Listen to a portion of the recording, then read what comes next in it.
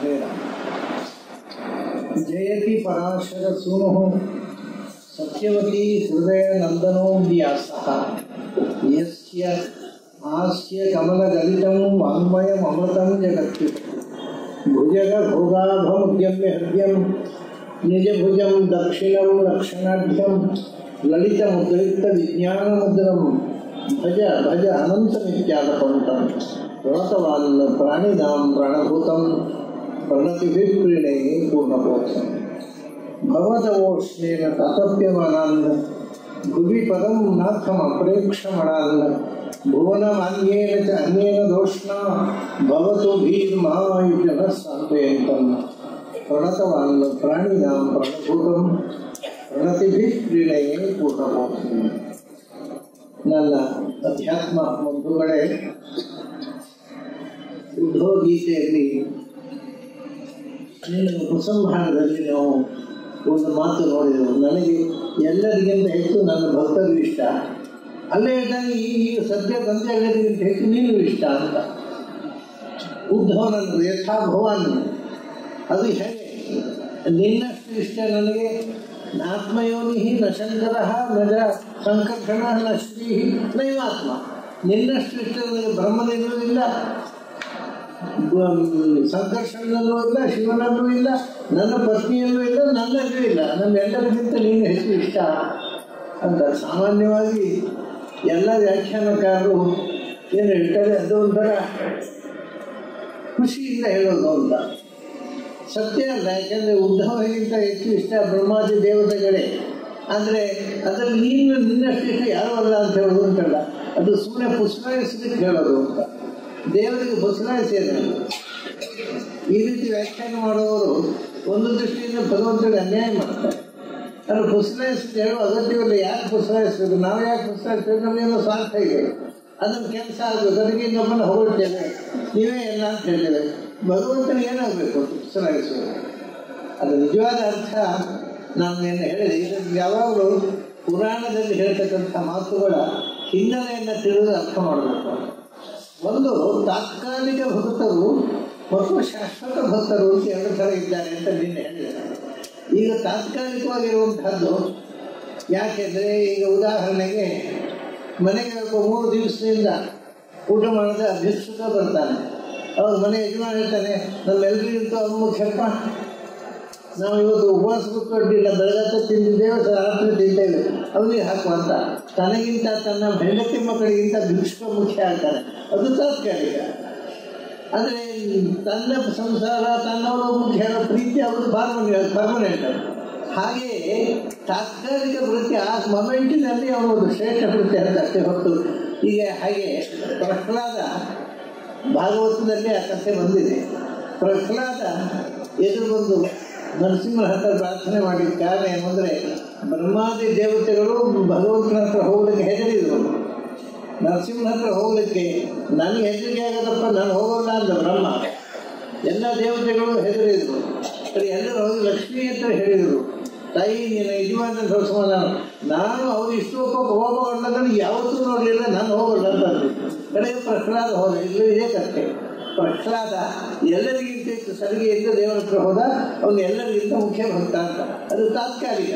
ಆ ಸಮಯದಲ್ಲಿ ಪ್ರಹ್ಲಾದನ ಹಿರಿಮೆಯನ್ನು ಜಗತ್ತಿಗೆ ತೋರಿಸ್ಲಿಕ್ಕೆ ಅದಕ್ಕೋಸ್ಕರ ಭಗವಂತ ಪ್ರಹ್ಲಾದರಿಂದ ಪ್ರೀತಿಯಿಂದ ಮುದ್ದಿಸಿದ ನರಸಿಂಹರು. ಹೀಗೆ ಒಂದು ಪುರಾಣಕ್ಕೆ ಅರ್ಥ ಹಚ್ಚಬೇಕಾಗಿದ್ದರೆ ಅದು ಅದರ ಪುರಾಣದ ಹಿನ್ನೆಲೆ, ಅದರ ಹಿಂದಿರುವಂಥ ಅಧ್ಯಾತ್ಮ ಎಲ್ಲ ತಿಳ್ಕೊಂಡಿರಬೇಕು. ಇಲ್ಲದೇ ಇದ್ದರೆ ನಾವು ಒಂದು ದೊಡ್ಡ ತಪ್ಪು ಮಾಡ್ತಾ ಇದ್ದೇವೆ. ಅಂದರೆ ವೇದ ಮಂತ್ರಗಳನ್ನು ತಪ್ಪು ಹೇಳ್ತಾ ಇದ್ದೇವೆ, ವೇದ ಅರ್ಥವನ್ನು ತಪ್ಪು ಹೇಳ್ತಾ ಇದ್ದೇವೆ. ವೇದ ಮಂತ್ರ ಹೇಳುವುದುಂಟಲ್ಲ, ಯಾವುದು ಸರಿ ಇಲ್ಲ. ಹಾಗಾಗಿ ನಮಗೆ ವೇದ ಪುರುಷ ಯಾಕೆ ಒಲಿಯುವುದಿಲ್ಲ ಅಂದರೆ, ನನ್ನನ್ನು ತಪ್ಪು ಹೇಳ್ತಾ ಇದ್ದೀನಿ, ನಾನೇ ಒಲಿಬೇಕು ಅಂತಾನೆ. ಹೇಳುವುದು ತಪ್ಪು, ಅರ್ಥ ಹೇಳುವುದು ತಪ್ಪು, ಪಾಠ ಹೇಳುವುದು ತಪ್ಪು. ಅದರ ಪಾಠ ಹೇಗಿದೆ ಹಾಗೆ ಹೇಳುವುದಿಲ್ಲ. ಅದೆಲ್ಲ ವಿವರ ಕೊಡುವುದಿಲ್ಲ ನಾನು. ಹಾಗಾಗಿ ಏನಾಗಿದೆ ಅಂದರೆ, ನಮ್ಮ ಪುರಾಣಗಳು, ನಮ್ಮ ವೇದಗಳು ನಮ್ಮ ಕಣ್ಮುಂದೆ ಇದ್ದರೂ ಕೂಡ ನಮಗೆ ಸರಿಯಾಗಿ ಅರ್ಥ ಕೊಡ್ತಾ ಇಲ್ಲ. ಅದಕ್ಕೂ ಅವರೇ ಹೇಳಿದ್ರು, ವಿದ್ಯಂತೆ ಮತ್ತೆ ಒಂದು ನಾವು ತಲೆಗೆ ತೋಚಿದ ಅರ್ಥ ಹೇಳ್ತಾರೆ, ಆದರೆ ವೇದದ ಅರ್ಥ ಏನೊಂದು ಯಾರು ಇರಿಸೋದಿಲ್ಲ. ಇಷ್ಟೆಲ್ಲ ಆದಮೇಲೆ ಅಂದರೆ ಭಗವಂತನಿಗೆ ಎಲ್ಲರಿಗಿಂತ ಹೆಚ್ಚು ಪ್ರೀತಿ ಇದ್ದವರು ಭಕ್ತರ ಮೇಲೆ ಅನ್ನುವಂಥ ಮೋಕ್ಷ ಆಗ್ತದೆ. ಅದಕ್ಕೆ ಒಂದು ಮುಂದೆ ಒಂದು ಶ್ಲೋಕ ಬರುತ್ತೆ, ಇದು ಇನ್ನೂ ವಿಚಿತ್ರ. ಏನು ಅಂದರೆ ನಿರಪೇಕ್ಷಂ ಮುನಿಂ ಶಾಂತಂ ನಿರ್ವೈರಂ ಪ್ರಿಯದರ್ಶನಂ ಅನುಗುಣಜಾಮ್ಯಹಂ ನಿತ್ಯಂ ಊಯೇತಿ ಅಂಗರೇನು ಭೀತಿ ಅಂತ. ಇದರಲ್ಲಿ ಏನು ಹೇಳ್ತಾರೆ ಗೊತ್ತಾ, ಒಬ್ಬ ಮುನಿ ಭಗವಂತನ ಮನನ ಮಾಡತಕ್ಕಂಥ ಒಬ್ಬ ಸಾಧಕ, ಭಗವಂತನ ಭಕ್ತ, ಅವನು ಮುಂದೆ ಹೋಗ್ತಾ ಇದ್ದರೆ ಅದ್ಮೇಲೆ ಕಾರಣ ಅರ್ಥ ಹೇಳೋದು ನಾನು, ನಮಗೆ ಎಷ್ಟು ಕನ್ಫ್ಯೂಷನ್ ಆಗ್ತಿರೋದು. ನಾನು ಮುಂದೆ ಭಕ್ತ ಹೋಗ್ತಾ ಇದ್ದರೆ ನಾನು ಅವನ ಹಿಂದೆ ಹೋಗ್ತೇನೆ ಅನುಭವಜ. ನಾನು ಭಕ್ತರನ್ನು ಮುಂದೆ ಹೋದರೆ ಅವ್ರು ಹಿಂದಿನಿಂದ ಹೋಗಿ, ಯಾಕೆಂದರೆ ಅವರು ಪಾದದ ಹೊಯ್ದು ನನ್ನ ಮೈಮೇಲೆಗೊಳ್ಳಿ ನಾನು ಒಂದು ಪವಿತ್ರ ಆಗ್ತೇನೆ ಅಂತ ಹೋಗ್ತೇನೆ ಅಂತ ಬರೋದು ಅರ್ಥ ಬರುವ ಹಾಗಿದೆ. ಅದು ಭಗವಂತ ನನ್ನ ಭಕ್ತರ ಪಾದದ ಹುಳಿ ನನ್ನ ಮೇಲೆ ಬೀಳಿ ಅಂತ ಹೇಳ್ತಾನೆ ಅಂತ ಮೇಲ್ನೋಟಕ್ಕೆ ಕಾಣುತ್ತೆ. ಅದರ ಅರ್ಥ ಹಾಗಲ್ಲ.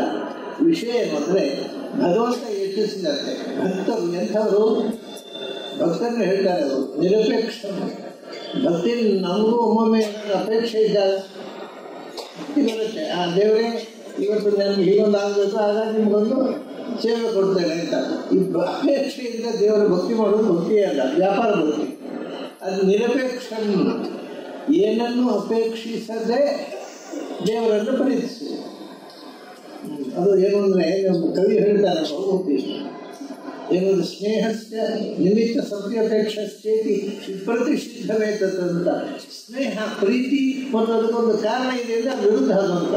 ಪ್ರೀತಿ ಕಾರಣಪೂರ್ವಕ ಅಲ್ಲ ಅಂತ. ನಾವು ನಮ್ಮ ಮಕ್ಕಳನ್ನು ಪ್ರೀತಿಸಿದ ಕಾರಣ ಇಲ್ಲ, ಅದು ನಿಷ್ಕಾರಣ. ಯಾಕೆಂದರೆ ಅಲ್ಲಿ ಇರ್ತಕ್ಕಂಥ ನಮ್ಮ ಹೃದಯದ ಒಂದು ಅಭಿವ್ಯಕ್ತಿ. ಅದನ್ನು ಏನು ಯಾಕೆ ಪ್ರೀತಿಸ್ತೀರಿ, ಕಾರಣ ಹೇಳಿ, ಅದು ಕಾರಣ ಹೇಳಿ ಬರೋದು. ಯಾವ ಪ್ರೀತಿಗೆ ಒಂದು ಕಾರಣ ಇದೆಯೋ ಅದು ಸಹಜವಾದ ಪ್ರೀತಿ ಅಲ್ಲ, ನಿಷ್ಕಾರಣವಾದ ಪ್ರೀತಿ. ಅದರಿಂದ ಅದರಿಂದ ಭಗವಂತನಲ್ಲಿ ಪ್ರೀತಿ ಮಾಡುವವರು ನನ್ನ ಮಗಳಿಗೆ ಮದುವೆ ಆಗಬೇಕು ಅದಕ್ಕೆ ದೇವರಿಗೆ ಸಮಾರಾಧನೆ ಮಾಡಿಸೋದು, ಅಥವಾ ವ್ಯಾಪಾರ ಆಗಬೇಕು ಅದಕ್ಕೆ ದೇವರಿಗೆ ಪೂಜೆ, ಇವರು ಭಕ್ತರಲ್ಲ, ಅವರು ವ್ಯಾಪಾರಿ ಭಕ್ತರು. ಅಂದರೆ ನಿರಪೇಕ್ಷ, ಯಾರು ಏನನ್ನೂ ಬಯಸದೆ ಭಗವಂತನನ್ನು ಪ್ರೀತಿಸ್ತಾರೋ ಅವರು ನಿಜವಾದ ಪ್ರೀತಿ. ಅದು ನಿಜವಾದ ಪ್ರೀತಿ, ಅದು ನಿಜವಾದ ಸ್ನೇಹ. ಅಲ್ಲ ಅವನು ಎಂಥ ಭಕ್ತರು ಡಿಫೈನ್ ಮಾಡ್ತಾನೆ ಕೃಷ್ಣ, ನಿರಪೇಕ್ಷ. ಆಮೇಲೆ ಒಂದಾಯಿತು, ಅಪೇಕ್ಷೆ ಇಲ್ಲ, ಯಾವುದರ ಅಪೇಕ್ಷೆ ಇಲ್ಲ, ದೇವರ ಹತ್ರ ಏನನ್ನೂ ಕೇಳುವುದಿಲ್ಲ. ಯಾಕೆ ಗೊತ್ತಾ, ನಾನು ಏನಾಗಬೇಕು ಅಂತ ನನಗೆ ಚೆನ್ನಾಗೇನು ಗೊತ್ತಿದೆ, ನಾನು ಯಾಕೆ ಕೇಳಬೇಕು? ಈಗ ನನ್ನ ಫ್ಯೂಚರ್ ಏನು, ಯಾವ ಕ್ಷಣದಲ್ಲಿ ಏನಾಗಬೇಕು ಅನ್ನೋದು ಎಲ್ಲವೂ ಭಗವಂತನಿಗೆ ಗೊತ್ತಿದೆ. ಮತ್ತು ನಾನು ಸುಮ್ಮನೆ ಹೇಳಿ ಬಾಯಿ ಕೆಡಿಸ್ಕೊಳ್ಬೇಕು ಯಾಕೆ? ಯಾವತ್ತೂ ದೇವರ ಹತ್ರ ಹೀಗೆ ಮಾಡು ಅಂತ ಕೇಳೋದಿಲ್ಲ. ಯಾಕೆಂದ್ರೆ ನಾನು ಯಾರು ಆರ್ಡರ್ ಮಾಡಲಿಕ್ಕೆ ದೇವರಿಗೆ? ನನಗೆ ಏನಾಗಬೇಕು ಅದನ್ನು ಮಾಡು ಅಷ್ಟೇ, ಒಳ್ಳೇದು ಮಾಡೋದು ಅಷ್ಟು ಪ್ರಾರ್ಥಿಸ್ಬೋದು. ಅದು ನಿಜವಾದಂಥ ಭಕ್ತನಿಗೆ ಈ ಎಚ್ಚರಿಕೆ. ನಿರಪೇಕ್ಷ ಮುನಿ ಎರಡನೇ ವಿಶೇಷ. ಮುನಿ ಅಂದರೆ ಎರಡು ವಿಧ.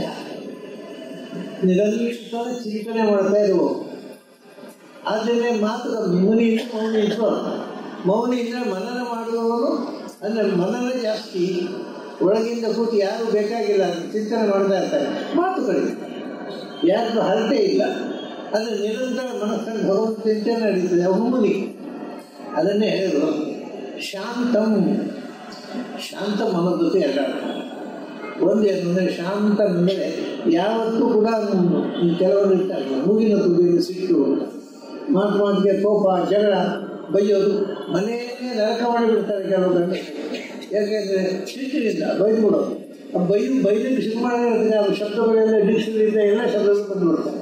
ಯಾವುದು ಮಾತುಗಳೆಲ್ಲ ಡಿಕ್ಷನರಿಯಿಂದ ಎಲ್ಲ ಶಬ್ದಗಳು ಬಂದುಬಿಡ್ತವೆ. ಯಾವುದು ಮಾತಾಡಬೇಕು ಯಾವುದು ಮಾತಾಡಬಾರ್ದು ಅನ್ನೋ ವಿವೇಕ ಕೂಡ ಇರೋದಿಲ್ಲ. ಬಾಯಿ ಬಂದಾಗ ಮಾತಾಡ್ಬಿಡ್ತಾಳೆ. ಅದಕ್ಕೆ ಅವನು ಆದಷ್ಟು ಮೌನವನ್ನು ಆಚರಿಸುವಂಥ. ಕೆಟ್ಟ ಮಾತು ಬಾಯಿಯಿಂದ ಬರಬಾರ್ದು. ಬಂದರೆ ಒಳ್ಳೆ ಮಾತಾಡು, ಇಲ್ಲದ್ರೆ ಸುಮ್ಮನೆ ಕೊಡೋದು, ಮಾತಾಡಬೇಡ.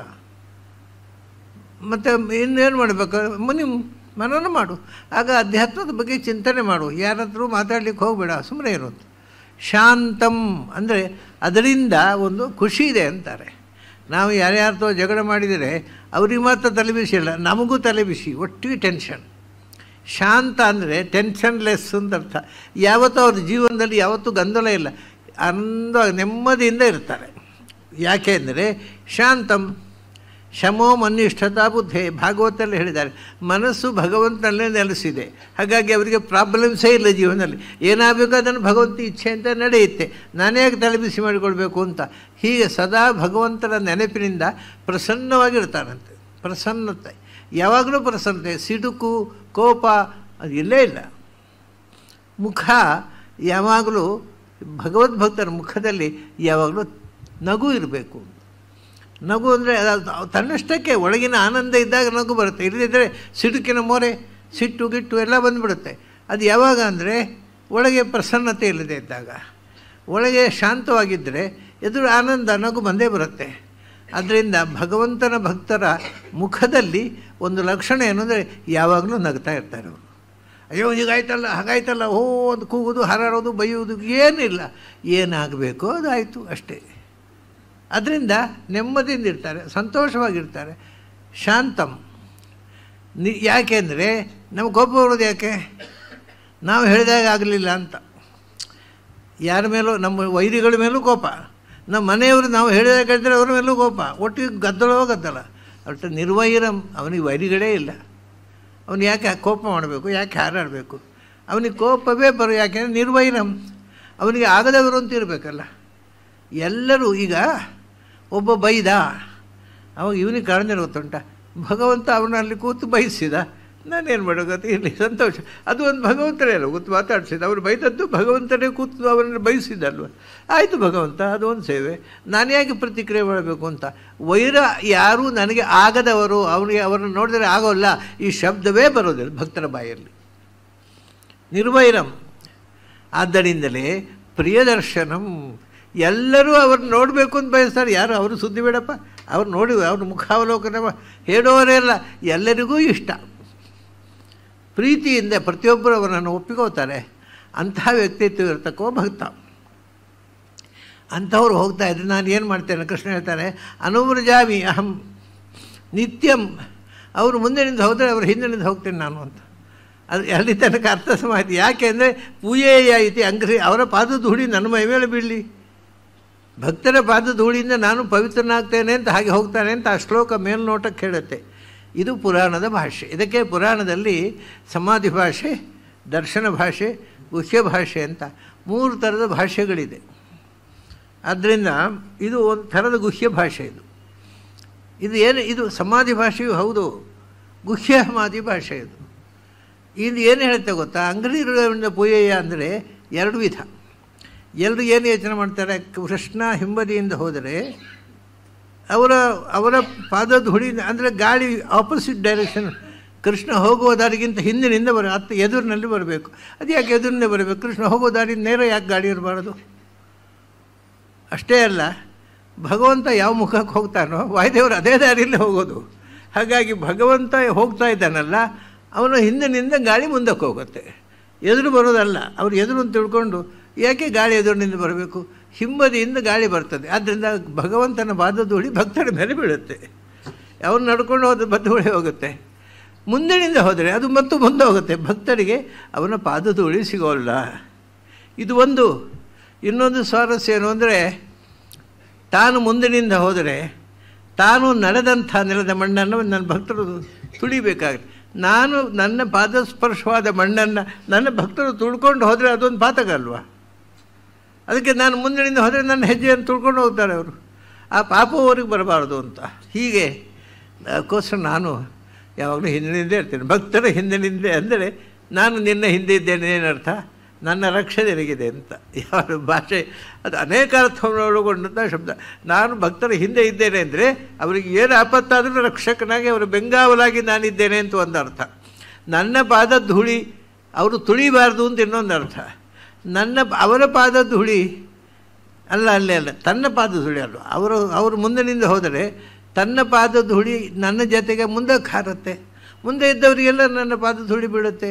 ಅದರಿಂದ ಪೂಯೇಯ ಅಂದರೆ ಮೇಲ್ನೋಡ ಪವಿತ್ರನಾಗುತ್ತೇನೆ ಅಂತ. ಪವಿತ್ರನಾಗುವುದಿಲ್ಲ, ಪವಿತ್ರ ಮಾಡುತ್ತೇನೆ. ಈಗ ನೋಡಿ, ಅದಕ್ಕೆ ಅರ್ಥ ಬೇರೆ ಮಾಡಿದ್ರೆ 3 ಅರ್ಥವಂತೀಗ. ಭಗವಂತ ಹಿಂದಿನಿಂದ ಹೋಗ್ತೇನೆ, ಇದು ಪುರಾಣ ಭಾಷೆ ಅಂತ. ಪುರಾಣದ ಭಾಷೆಗಳಿಗೆ ಅರ್ಥ ಮಾಡಬೇಕಾಗಿದ್ದರೆ ಬರೀ ಅಮರಕೋಶ ಮತ್ತು ಸಿದ್ಧಾಂತ ಕೌಮುದಿ ಓದಿದರೆ ಸಾಕಾಗಲ್ಲ. ಒಂದು ದೃಷ್ಟಿಯಿಂದ ಅದು 2ರ ಓದನ್ನು ಕೈ ಬಿಡಬೇಕು. ಸಿದ್ಧಾಂತ ಕೌಮುದಿ ಓದುವುದನ್ನು ಬಿಡಬೇಕು, ಅಮರಕೋಶ ಉರು ಹೊಡೆಯುವುದನ್ನು ಬಿಡಬೇಕು. ಇಲ್ಲದಿದ್ದರೆ ಪುರಾಣ ಅರ್ಥ ಆಗೋಲ್ಲ. ಈಗ ಆಗಿರೋ ತೊಂದರೆ ಏನು ಅಂದರೆ ಸಂಸ್ಕೃತ ಕಲಿಬೇಕಾ, ಅಮರಕೋಶ ಕಲಿ. ಸಿದ್ಧಾಂತ ಯಾವ ಕರ್ಮಕ್ಕೆ? ಸಿದ್ಧಾಂತ ಕೌಮುದಿ ಯಾವ ಕರ್ಮಕ್ಕೆ ಕಲಿಬೇಕು? ದೇವರ ಬಗ್ಗೆ ಎಚ್ಚರ ಕೊಡುವಂಥ ಯಾವುದಾದ್ರು ಗ್ರಂಥ ಇದ್ದರೆ ಹೇಳ್ರಿ. ಅದು ಸಿದ್ಧಾಂತ ಕೌಮುದಿ ಯಾಕೆ ಕಲಿಬೇಕು? ಅಬದ್ಧ ಗ್ರಂಥವನ್ನು ಯಾಕೆ ಕಲಿಬೇಕು? ಇದು ಭಾಗವತದ ಭಾಷೆ ಅರ್ಥ ಬೇಕಾಗಿದ್ದರೆ ನೀವು ಮೊದಲು ಅಮರಕೋಶ ಮತ್ತು ಸಿದ್ಧಾಂತ ಕೌಮುದಿಯನ್ನು ಬದಿಗಿಟ್ಬಿಡಿ. ಅದನ್ನು ಓದಿಕೊಂಡು ನೀವು ಪುರಾಣಕ್ಕೆ ಅರ್ಥ ಮಾಡ್ತೇವೆ ಅಂತ ಹೋದರೆ ಅಪಾರ್ಥವೇ ಆಗೋದು, ಒಂದಕ್ಕೊಂದುವರೆ ಆಗೋದು. ಸರಿ ಆಯಿತು. ಆದ್ದರಿಂದ ಮುಂದೆ ಹೇಳ್ತಾನೆ, ಅಲ್ಲಪ್ಪ ಇಂಥವ್ರು ನಿರಪೇಕ್ಷರಾದ ಭಕ್ತರನ್ನು ಗುರುತಿಸುವುದು ಹೇಗೆ? ಅಂಥ ಭಕ್ತರ ಹಿಂದೆ ನೀನಿದ್ದಿ, ಭಕ್ತರನ್ನು ಗುಣಿಸುವುದು ಹೇಗೆ? ಆ ಭಕ್ತರ ಲಕ್ಷಣ ಸ್ವಲ್ಪ ಹೇಳು ನಮಗೆ ಅಂದರೆ ಅದಕ್ಕೆ ಹೇಳ್ತಾನೆ ಅವರು. ಅಂದರೆ ಕಥಂ ವಿನಾ ರೋಮಹರ್ಷಂ, ಒಂದು ಭಕ್ತರ ಲಕ್ಷಣವನ್ನು ಸುಮಾರು ಹೇಳ್ತಾರೆ, ಅದರ ಮುಖ್ಯ ಲಕ್ಷಣ ಮತ್ತೆ ನೋಡೋಣ. ಒಂದು ಸಾಮಾನ್ಯವಾಗಿ ಭಕ್ತರಿಗೆ ಏನಾಗುತ್ತೆ ಅಂದರೆ ಭಗವಂತನ ಕಥೆ ಹೇಳಿದ ಕೂಡಲೇ ಕೇಳ್ತಾ ಕೇಳ್ತಾ ರೋಮಾಂಚ ಆಗುತ್ತೆ. ನಮಗೆ ತುಂಬ ಅದ್ಭುತವಾದ ವಿಷಯ ಕೇಳಿದಾಗ ರೋಮಾಂಚ ಆಗುತ್ತಲ್ಲ. ಯಾರಿಗೆ ಭಗವಂತನ ಚರಿತ್ರೆಯನ್ನು ಕೇಳಿದಾಗ ರೋಮಾಂಚ ಆಗುತ್ತೋ ಅವನು ಭಕ್ತ. ಒಂದು ಲಕ್ಷಣ ಇದು, ಸ್ಥೂಲ ಲಕ್ಷಣ.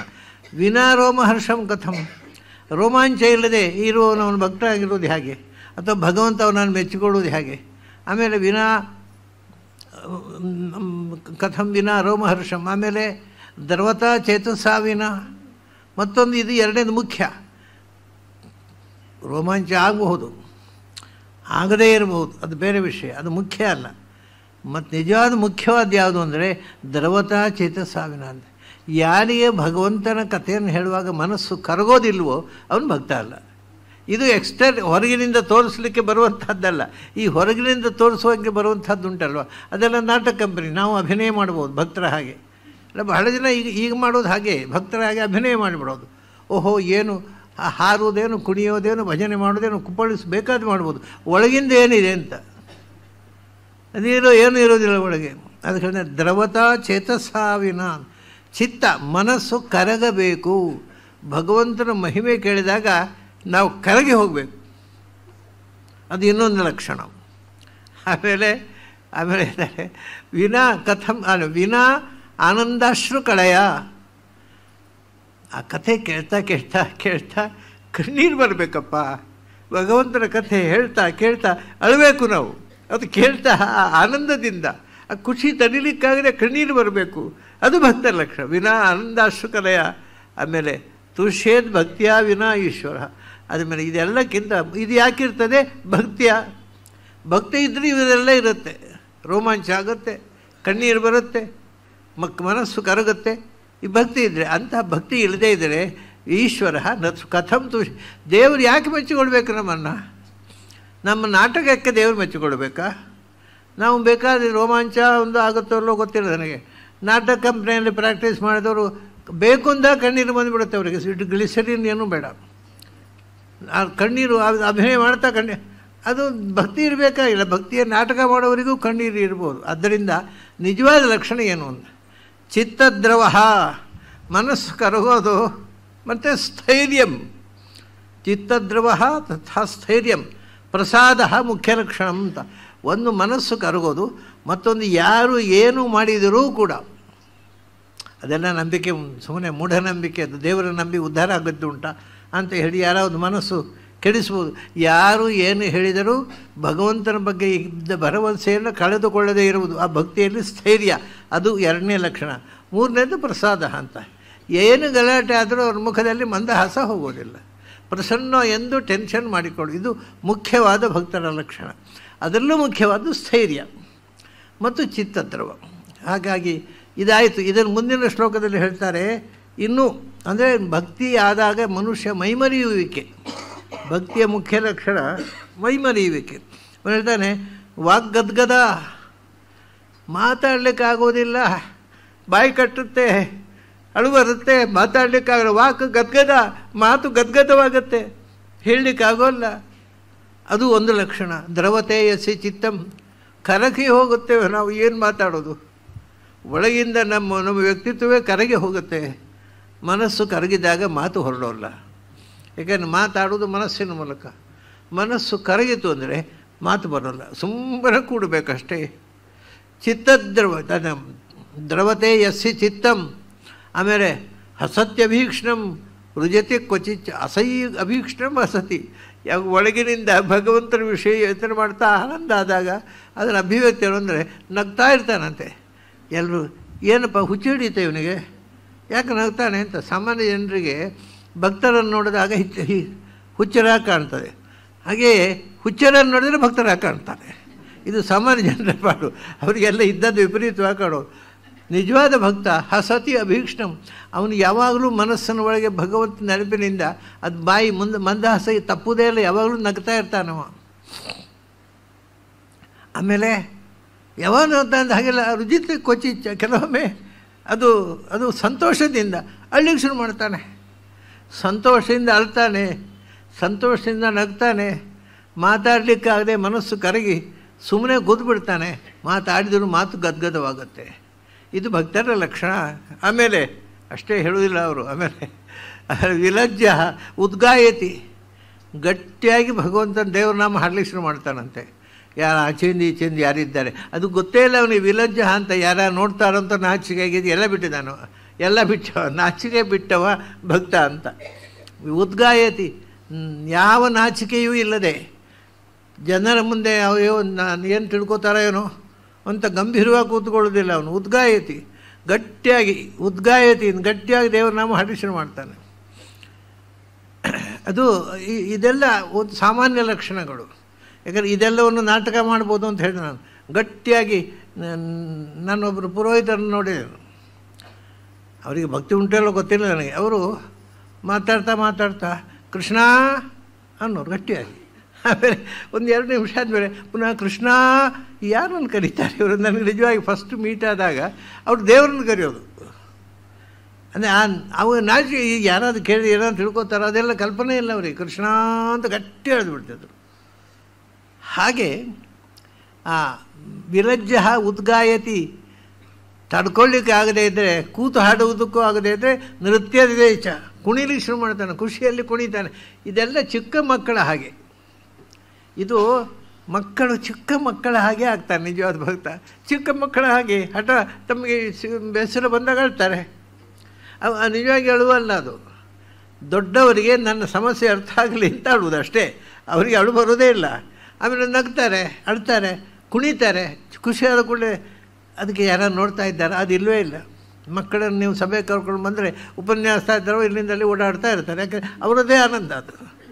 ಹಾಗಾಗಿ ಒಬ್ಬ ಭಕ್ತ ಚಿಕ್ಕ ಮಗುವಿನಂತೆ ಆಗ್ತಾನೆ. ವಿಲಜ್ಜ ಉದ್ಗಾಯತಿ ನೃತ್ಯತೇಚ. ಅಂಥವನಿಗೇನಪ್ಪ, ಏನು ಕತೆ? ಮದ್ಭಕ್ತಿಯುಕ್ತ ಭುವನಂ ಪುನಾತಿ. ಈ ರೀತಿ ನನ್ನ ಭಕ್ತಿಯಿಂದ ಯಾರು ಮಾಡ್ತಾನೆ? ನಾಟಕ ಮಾಡೋದು ಬೇಡ, ನಾಟಕ ಮಾಡೋರು ಬೇಕಾಷ್ಟು ಜನ ಇರಲಿ. ಮದ್ಭಕ್ತಿಯುಕ್ತ, ಇದನ್ನು ನನ್ನ ಭಕ್ತಿಜಿಯಿಂದ ಇದನ್ನು ಯಾರು ಮಾಡ್ತಾನೆ ಅವನು ಭುವನಂ ಪುನಾತಿ ಅಂತ, ಅವನು ಜಗತ್ತನ್ನೇ ಪವಿತ್ರಗೊಳಿಸ್ತಾನೆ. ಅದಕ್ಕೆ ಮೊದಲು ಕೃಷ್ಣ ಪವಿತ್ರನಾಗಲಿ ಅಂತ ಅವ್ರು ನಡೆಯೋದಲ್ಲ, ಜಗತ್ತನ್ನು ಪವಿತ್ರಗೊಳಿಸಲಿಕ್ಕೋಸ್ಕರ ನಡೀತಾರೆ. ಹಾಗಾಗಿ ಅವರನ್ನು ಪವಿತ್ರಗೊಳಿಸೋಕೆ ಅವರ ಹಿಂದೆ ಭಗವಂತ ಇದ್ದಾನೆ. ಮದ್ಭಕ್ತಿಯುಕ್ತ ಭುವನಂ ಪುನಾತಿ ಅಂತ ಬಹಳ ಆ ಭಕ್ತಿ. ಇದನ್ನು ಯಾಕೆ ಹೇಳಿದರು ಅಂದರೆ, ಹಿಂದೆ ಎಲ್ಲ ಹೇಳಿರಲ್ಲ, ಕೆಲವರು ಧರ್ಮಶ್ರೇಷ್ಠ ಅಂದರು, ಕೆಲವರು ಯಶಸ್ಸು ಶ್ರೇಷ್ಠ ಅಂದರು, ಕೆಲವರು ಐಶ್ವರ್ಯ ಅಂದರು, ಕೆಲವರು ಶಮದಮಾಜ ಸಂಪತ್ತಿ ಅಂತ ಏನೇನೋ ಹೇಳ್ತಾರೆ, ಶ್ರೇಯಸ್ಸಾಧನ ಅಂತ ಹಿಂದೆ ಹೇಳಿದ್ರು. ನಿನ್ನೆ ನಾವು ನೋಡಿದೆವು. ಅದು ಯಾವುದೂ ಧರ್ಮ ಅಲ್ಲ. ನೀವು ಭಕ್ತಿಪೂರ್ವಕ ಮಾಡಿದರೆ ಅದು ಎಲ್ಲವೂ ಧರ್ಮ, ಭಕ್ತಿ ಇಲ್ಲದೇ ಇದ್ದರೆ ಅದು ಯಾವುದೂ ಧರ್ಮ ಅಲ್ಲ. ಸೊ ಧರ್ಮದ ಮುಖ್ಯ ಲಕ್ಷಣ ಏನು ಅಂದರೆ ಒಳಗಿನಿಂದ ಭಕ್ತಿ ಇರಬೇಕು. ಭಕ್ತಿ ಇಲ್ಲದೆ ನಾವು ಮಾಡಿದರೆ ಅದು ಬೂಟಾಟಿಕೆ ಆಗುತ್ತೆ, ದೇವರು ಮೆಚ್ಚೋದಿಲ್ಲ. ನಮಗೆ ಗೊತ್ತಾಗದೇ ಇರ್ಬೋದು, ದೇವರಿಗೆ ಗೊತ್ತಾಗುತ್ತಲ್ಲ ಇದು ಸಹಜವೋ ಬೂಟಾಟಿಕೆಯೋ ಅಂತ. ಅದು ಭಕ್ತಿಯುಕ್ತ, ಯಾರು ನನ್ನ ಭಕ್ತಿಯಿಂದ ಹೀಗೆ ಮಗುವಿನಂತೆ ಆಗ್ತಾನೆ, ಆವಾಗ ದೊಡ್ಡವರಾದ್ಮೇಲೆ ನಮಗೆಲ್ಲ ಪ್ರೆಸ್ಟೀಜ್ ಇದೆ. ಅವರು ಇನ್ನು ಯಾರು ನೋಡಬಾರ್ದು. ನಾವು ತಾಳಿ ಹಿಡಿದು ಭಜನೆ ಮಾಡಬೇಕಾದ್ರೂ ಎಲ್ಲ ಹೋದ ಮೇಲೆ ಬಾಗಿಲಿಗೆ ಬೀಗ ಹಾಕಿ, ಬಾಗಿಲಿಗೆ ಕೀಲಿ ಹಾಕಿ ಭಜನೆ ಹಾಕಿ ದೇವರಿಗೆ ಮಾತ್ರ ಯಾರಿಗೂ ಕೇಳಬಾರ್ದು. ನಾವು ಭಜನೆ ಮಾಡ್ತೇವೆ ಅಂತ ಉಳಿದವ್ರಿಗೆ ಗೊತ್ತಾಗಬಾರ್ದು, ಗೊತ್ತಾಗ್ಬಿಟ್ರೆ ನಾವು ಚೀಪ್ ಆಗ್ತೇವೆ. ಅಂದರೆ ದೇವರ ಭಜನೆ ಮಾಡೋದು ಚೀಪು ಅಂತ. ಇದೆಲ್ಲ ಇರೋರು ಭಕ್ತರಲ್ಲ. ಅದಕ್ಕೆ ಮದ್ಭಕ್ತಿಯುಕ್ತ ಭುವನಂ ಪುನಾತಿ. ಇಷ್ಟ ಆದಮೇಲೆ ಒಂದು ಭಯಾನಕವಾದ ಮಾತು ಹೇಳ್ತಾನೆ ಕೃಷ್ಣ. ನಿನ್ನೆ ಅದನ್ನು ಪ್ರಸ್ತಾಪ ಮಾಡಿದ್ದೆ ನಾನು. ಸ್ತ್ರೀ ಸಂಘ ಸಂಗೀನಾಂ ಸಂಘ ಸಂಗಂ ತ್ಯಕ್ತ್ವಾ ದೂರಾತ್, ತ್ಯಕ್ತ್ವಾ ದೂರತಃ ಆತ್ಮವಾನ್ ಅಂತ ನೋಡಿ. ಅದು ಶಬ್ದವೇ ಹಿಂಗೆ, ಸ್ತ್ರೀ ಸಂಘ ಸಂಗಿನಾಂ ಸಂಗಮ್, ಸ್ತ್ರೀಯರ ಸಂಘವುಳ್ಳವರ ಸಂಘವನ್ನು ಅಂದರೆ ಎಂಥದ್ರಿ? ಸ್ತ್ರೀ ಸಂಘ ಸಂಗಿನಾಂ ಸಂಗಮ್ ತ್ಯಕ್ತ್ವ, ಸ್ತ್ರೀ ಸಂಘ ಉಳ್ಳವರ ಸಂಘ ಮೂರು ಶಬ್ದ ಹಾಕ್ತಾರೆ ಸಂಘ ಅಂತ. ಹಾಗಾಗಿ ಇದು ಸ್ತ್ರೀ ಸಂಘ ಅಂತಂದರೆ ಸ್ತ್ರೀಯರ ಒಡನಾಟ ಅಲ್ಲ. ಯಾಕೆಂದರೆ ಸ್ತ್ರೀಯರು ಮೋಕ್ಷಯೋಗ್ಯರಲ್ಲ, ಅವರು ಸಾಧನೆ ಮಾಡಬೇಕಲ್ವ. ಅದು ಗಂಡ ಹೆಂಡತಿ ಒಟ್ಟಿಗೆ ಸಾಧನೆ ಮಾಡ್ಬೋದಲ್ವ. ಅದನ್ನ ಸ್ತ್ರೀಯರ ಒಡನಾಟವೇ ದೋಷ ಅಲ್ಲ. ಅದು ದೋಷ ಆಗಬಹುದು, ಯಾಕೆಂದರೆ ಅವಳು ಗಂಡನಿಗೆ ಕೋಪರೇಟ್ ಮಾಡದೆ ನೀವು ದೇವರ ಭಕ್ತಿ ಮಾಡಿದ್ರೆ ನಾನು ಸೇರೋ ಥಿಯೇಟ್ರಿಗೆ ಹೋಗ್ತೇನೆ ಅಂತ ಹೇಳಿದರೆ ಅವಳಿಂದ ತೊಂದರೆ ಆಗ್ಬೋದು. ಆದರೆ ಒಟ್ಟಿಗೆ ಸ್ತ್ರೀಯರೇ ದುಷ್ಟರಲ್ಲ. ಈ ಶ್ಲೋಕಕ್ಕೆ ಎಲ್ಲರೂ ಸ್ತ್ರೀಯರಂತಲೇ ಅರ್ಥ ಮಾಡಿದ್ದಾರೆ. ಅದು ಭಾಗವತದ ಅರ್ಥ ಅಲ್ಲ. ಭಾಗವತದ ಸ್ತ್ರೀಯರು ಅಂದರೆ ಏನು ಗೊತ್ತಾ? ಬಹಳ ಒಳ್ಳೆಯ ಎಟಿಮಾಲಜಿ ಇದೆ ಇದಕ್ಕೊಂದು. ತ್ರೀ ಅಂದರೆ ಮೂರು, ಗೊತ್ತಿದೆ ನಿಮಗೆ. 3 + ಇ ಅಂದರೆ ಈತಿ, ದುಃಖ. ಹಾಗೆ 3 ಅಂದರೆ ಮೂರು ಕಾಲದಲ್ಲೂ ದುಃಖ. ಈಗಲೂ ದುಃಖ, ಹಿಂದೆಯೂ ದುಃಖ, ಮುಂದೆಯೂ ದುಃಖ. ಮೂರು ಕಾಲದಲ್ಲೂ ದುಃಖದಿಂದ ಸಹಿತವಾದದ್ದು. 3 ಇಂದ ಸಹಿತವಾದ ಸ್ತ್ರೀ. ಮೂರು ಕಾಲವೂ ದುಃಖ ಕೊಡುವಂಥದ್ದು ಅಂತ ಅರ್ಥ. ಅದು ಅಲ್ಲ, ಕೆಟ್ಟ ಹೆಂಡತಿ ಕೊಡ್ತಾಳೇನೋ ಹಾಗೆ, ಆದರೆ ಇದು ಹೆಂಗಸರಿಗೆ ಹೇಳಿದ್ದಲ್ಲ. ಇದು ಮೂರು ಕಾಲಕ್ಕೂ ದುಃಖ ಕೊಡುವಂಥದ್ದು ಭಗವಂತನಿಗೆ ಬೆನ್ನು ಹಾಕಿ ಬದುಕೋ ಲೈಫು. ಅದರಿಂದ ಯಾರಲ್ಲಿ ಭಗವಂತನ ಬಗ್ಗೆ ತಪ್ಪು ಕಲ್ಪನೆ ಇದೆಯೋ ಅದು ಸ್ತ್ರೀ. ಸ್ತ್ರೀ ಅಂದರೆ ಭಗವಂತನ ಬಗ್ಗೆ ತಪ್ಪು ಕಲ್ಪನೆ, ಸ್ತ್ರೀಯರಲ್ವೇ ಅಲ್ಲ. ಇದು ಭಾಗವತದ ಗುಹ್ಯ ಭಾಷೆ. ಅಂದರೆ ಸ್ತ್ರೀ ಅಂದರೆ ಭಗವಂತನ ಬಗ್ಗೆ ತಪ್ಪು ಕಲ್ಪನೆ. ಒಂದು ದೇವರೇ ಇಲ್ಲ ಅನ್ನೋದು, ದೇವರು ಇದ್ದರು ಅವರೇನು ದೇವರು, ಅವರೇನು ಮಹಾ, ನಿಮ್ಮ ವಿಷ್ಣು ನನ್ನ ದೇವರಲ್ಲ, ನನ್ನ ದೇವರು ಶಿವ ಅನ್ನೋದು. ಈ ಕಡೆ ನೀವು ಶಿವ ನನ್ನ ದೇವರಲ್ಲ, ನನ್ನ ದೇವರು ವಿಷ್ಣು, ಇದು ಎಲ್ಲವೂ ದೋಷವೇ. ಯಾಕಂದರೆ ಭಗವಂತನ ಬಗ್ಗೆ ತಪ್ಪು ಕಲ್ಪನೆ, ಭಗವಂತನ ಇಲ್ಲ ಅನ್ನೋದು. ಭಗವಂತನ ಬಗ್ಗೆ ಈ ನೈಯಾಕರಿದ್ದಾರೆ, ದೇವರಲ್ಲಿ 8 ಗುಣಗಳು ಅಂದರು. ಇದೆಲ್ಲ ದೋಷಗಳು, ಜೀವನದಲ್ಲಿ ನಾವು ಮಾಡೋ ತಪ್ಪುಗಳು. ಭಗವಂತನ ಭಕ್ತರು ಎಂದೂ ಹೀಗೆ ಮಾಡುವುದಿಲ್ಲ. ಅದರಿಂದ ಸ್ತ್ರೀ ಸಂಘ ಅಂದರೆ ಭಗವಂತನ ಬಗ್ಗೆ ತಪ್ಪು ಕಲ್ಪನೆಯ ಒಡನಾಟ, ಅಂದರೆ ತಪ್ಪು ಕಲ್ಪನೆ ಮಾಡುವುದು. ಅಂಥ ಸ್ತ್ರೀ ಸಂಘ ಉಳ್ಳವರು ಅಂದರೆ ಭಗವಂತನಿಗೆ ಕಲ್ಪನೆ ಮಾಡುವವರಿದ್ದಾರಲ್ಲ, ಅವರ ಸಂಗಿ, ಸ್ತ್ರೀ ಸಂಘ ಸಂಗಿನಂ, ಅಂಥವರ ಒಡನಾಟ ಮಾಡುವುದು ದೋಷ. ಅಂದರೆ ಯಾಕೆ ನಿನ್ನ ಬುದ್ಧಿಯನ್ನು ಹಾಳು ಮಾಡ್ತಾರೆ ಅವರು. ದೇವರ ಬಗ್ಗೆ ನಾಸ್ತಿಕರ ಹತ್ರ ನೀವು ನಿರಂತರ ಹೋದರೆ ಅವರ ಉಪನ್ಯಾಸ ಕೇಳಿ, ಅವರ ಮಾತು ಕೇಳಿ ಅದೇ ಹೌದು ಅಂತ ಕಾಣಲಿಕ್ಕೆ ಶುರುವಾಗುತ್ತೆ. ಅದನ್ನು ದೌರ್ಬಲ್ಯ ಮನುಷ್ಯನಿಗೆ. ನಾವು ಯಾವ ವಾತಾವರಣದಲ್ಲಿ ಬೆಳೀತೇವೋ ಅದೇ ಹೌದು ಅಂತ ಕಾಣೋದು. ಅದು ಹೌದಾ ಅಲ್ಲ ಪ್ರಶ್ನೆ ಅಲ್ಲ. ನಮಗೆ ಒಂದು ಯಾವ ವಾತಾವರಣ ನಾವು ಬೆಳಿತೇವೆ ಅದೇ ಸರಿ, ಅದೇ ಸತ್ಯ ಅಂತ ಕಾಣುತ್ತೆ ಮನುಷ್ಯನಿಗೆ. ಹಾಗಾಗಿ ಯಾರು ಸ್ತ್ರೀ ಸಂಘ ಉಳ್ಳವರೋ ಅಂದರೆ ಭಗವಂತನ ಬಗ್ಗೆ ತಪ್ಪು ಅರಿವು ಉಳ್ಳವರೋ, ಸ್ತ್ರೀ ಅಂದರೆ ಹೆಣ್ಣು ಹೆಂಗಸು ಅಂತ ಅರ್ಥ ಅಲ್ಲ, ಹೀಗೆ ಅರ್ಥ ಮಾಡಿ ಹೆಣ್ಮಕ್ಕಳಿಗೆ ಅಪಚಾರ ಮಾಡಬಾರದು. ಸ್ತ್ರೀ ಸಂಘ ಅಂದರೆ ಭಗವಂತನ ಬಗ್ಗೆ ತಪ್ಪು ಕಲ್ಪನೆ ಇರುವುದು ಸ್ತ್ರೀ ಸಂಘ ಅಲ್ಲ. ಸ್ತ್ರೀ ಅಂದರೆ ನೋಡಿ ಗಮನಿಸಿ, 3 + ಎಸ್ ಸಹಿತ, ಯಾವರಿಂದ ಮೂರು ಕಾಲದಲ್ಲೂ ಈತಿ ಅಂದರೆ ದುಃಖ. 3 ಅಂದರೆ ಮೂರು ಕಾಲದಲ್ಲೂ ದುಃಖದಿಂದ ಇರುವಂಥದ್ದು, ಕೂಡಿರುವಂಥದ್ದು, ಅಂದರೆ ಮೂರು ಕಾಲದಲ್ಲಿ ದುಃಖ ಕೊಡುವಂಥದ್ದು. ಅದು ಭಗವಂತನ ದ್ವೇಷ ಹೊರತು ಸ್ತ್ರೀಯರಲ್ಲ. ಅದೇ ಸ್ತ್ರೀ ಅಂತ ಹೆಣ್ಮಕ್ಳಿಗೆ ಮತ್ತೆ ಯಾಕೆ ಹೇಳ್ತಾರೆ? ಅವರು ಮೂರು ಕಾಲ ದುಃಖ ಹೊಡೋದನ್ನಲ್ಲ, ಅದಕ್ಕೆ ಬೇರೆ ಏನಿರು. ಸತತಂ ರಮಯತೀತಿ ಸ್ತ್ರೀ, ಎಲ್ಲ ಕಾಲದಲ್ಲೂ ಗಂಡಿಗೆ ನೆರವಾಗಿ ಆನಂದ ಕೊಡುವವಳು ಅಂತ ಅರ್ಥ ಅಲ್ಲಿ. ಅದು 2 ಥರದ ಸ್ತ್ರೀರು ಇರ್ತಾರೆ, ಸುಳ್ಳಿನ ಥರದ ಸ್ತ್ರೀರು ಇರ್ತಾರೆ. ನಿಜವಾದ ಅರ್ಥ ಸತತಂ ರಮಯತೀತಿ ಸ್ತ್ರೀ, ಯಾವಾಗಲೂ ಗಂಡಿಗೆ ನೆರವಾಗಿ ಗಂಡನಿಗೆ ಆನಂದ ಕೊಡುವವಳು ಸ್ತ್ರೀ. ಇದು ನಿಜವಾದ ಹೆಂಗಸರ ನಿಷ್ಪತ್ತಿ. ಮೊದಲನೇದು ಕೆಲವು ಹೆಂಗಸರಿಗೆ ಮತ್ತು ಭಗವಂತನ ದ್ವೇಷ ಮಾಡುವಂಥ ನಾಸ್ತಿಕರಿಗೆ ಅನ್ವಯವಂತ ಅಂಥವರ ಸಂಗಿನಾಂ ಸಂಘ. ಯಾರು ಭಗವಂತನ ದ್ವೇಷ ಮಾಡ್ತಾರೆ ಅವರನ್ನು ಮಾತಲ್ಲ, ಅವರ ಒಡನಾಟದವರಲ್ಲಿ ಇರುವವರ ಜೊತೆಗೂ ಸಂಘ ಮಾಡಬೇಡಿ. ಯಾಕೆಂದರೆ ಅದೊಂದು ಒಂದೊಂದೇ ಗ್ರೂಪು, ಅದು ಬೆಳೀತಾ ಹೋಗುತ್ತೆ. ಅವರ ಒಡನಾಟದಿಂದ ನಮಗದು ಸರಿ ಅಂತ ಕಾಣಿ ಶುರುವಾಗುತ್ತೆ. ಹೀಗೆ ನಾಸ್ತಿಕರ ಸಂಘ ಮಾಡಬೇಡ, ನಾಸ್ತಿಕರ ಒಡನಾಟಿಗಳ ಸಂಘವನ್ನು ಮಾಡಬೇಡ ಅಂತಾರೆ. ಯಾರು ದೇವರನ್ನು ದ್ವೇಷ ಮಾಡ್ತಾರೆ ಅವರಿಂದ ದೂರ ಇರು. ಯಾಕಂದ್ರೆ ನಿನಗೆ ಅವ್ರು ಹೇಳಿದ್ದೆ ಸರಿ ಅಂತ ನಾಳೆ ಕಂಡ್ರೆ ಮತ್ತು ಉದ್ಧಾರ ಮಾಡೋರು ಯಾರೂ ಇಲ್ಲ. ಅವ್ರು ನಿನ್ನ ಉದ್ಧಾರ ಮಾಡಲಿಕ್ಕೆ ಬರೋಲ್ಲ, ತಲೆಗಡಿಸಲಿಕ್ಕೆ ಮಾತ್ರ ಬರೋದವರು. ಸ್ತ್ರೀ ಸಂಘ ಸಂಗಿನಾಂ ಸಂಗಮ್, ಅದನ್ನು ತ್ಯಕ್ತ್ವಾ ದೂರತಃ. ಯಾರು ಭಗವಂತನನ್ನು ದ್ವೇಷ ಮಾಡ್ತಾರೆ, ಭಗವಂತನ ನಿರಾಕರಣೆ ಮಾಡ್ತಾರೆ, ಅವರ ಒಡನಾಡಿಗಳಿಂದಲೂ ದೂರ ಇರುವುದು. ದೂರತಃ ತ್ಯಕ್ತ್ವ, ಅವರ ಹತ್ತಿರಕ್ಕೆ ಹೋಗಬೇಡ. ಅವನ್ನ ಕಟ್ಟಿಕೊಂಡ್ರೆ ತಲೆ ತಿರುಗಿಸಿಬಿಡ್ತಾರೆ.